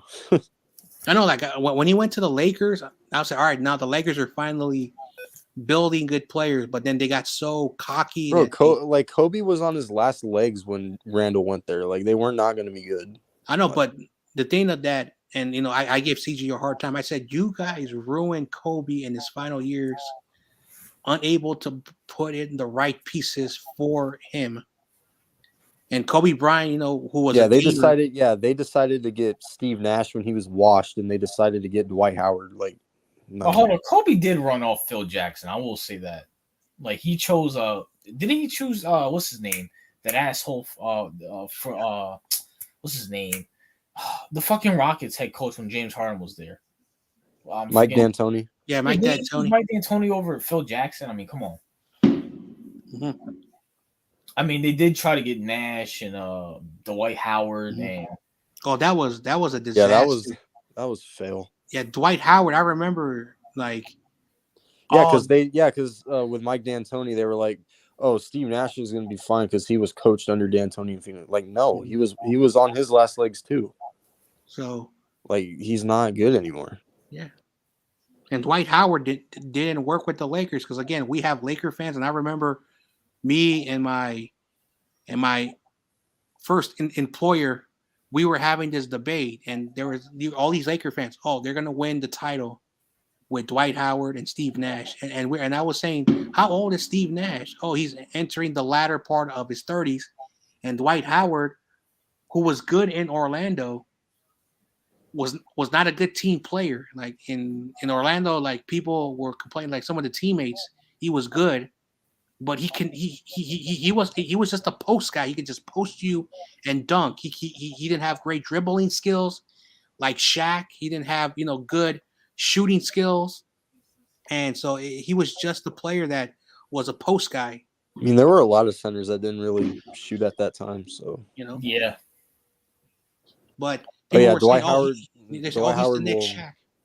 Dwight Howard will never be forgiven for ruining our chances of seeing LeBron and Kobe in the finals.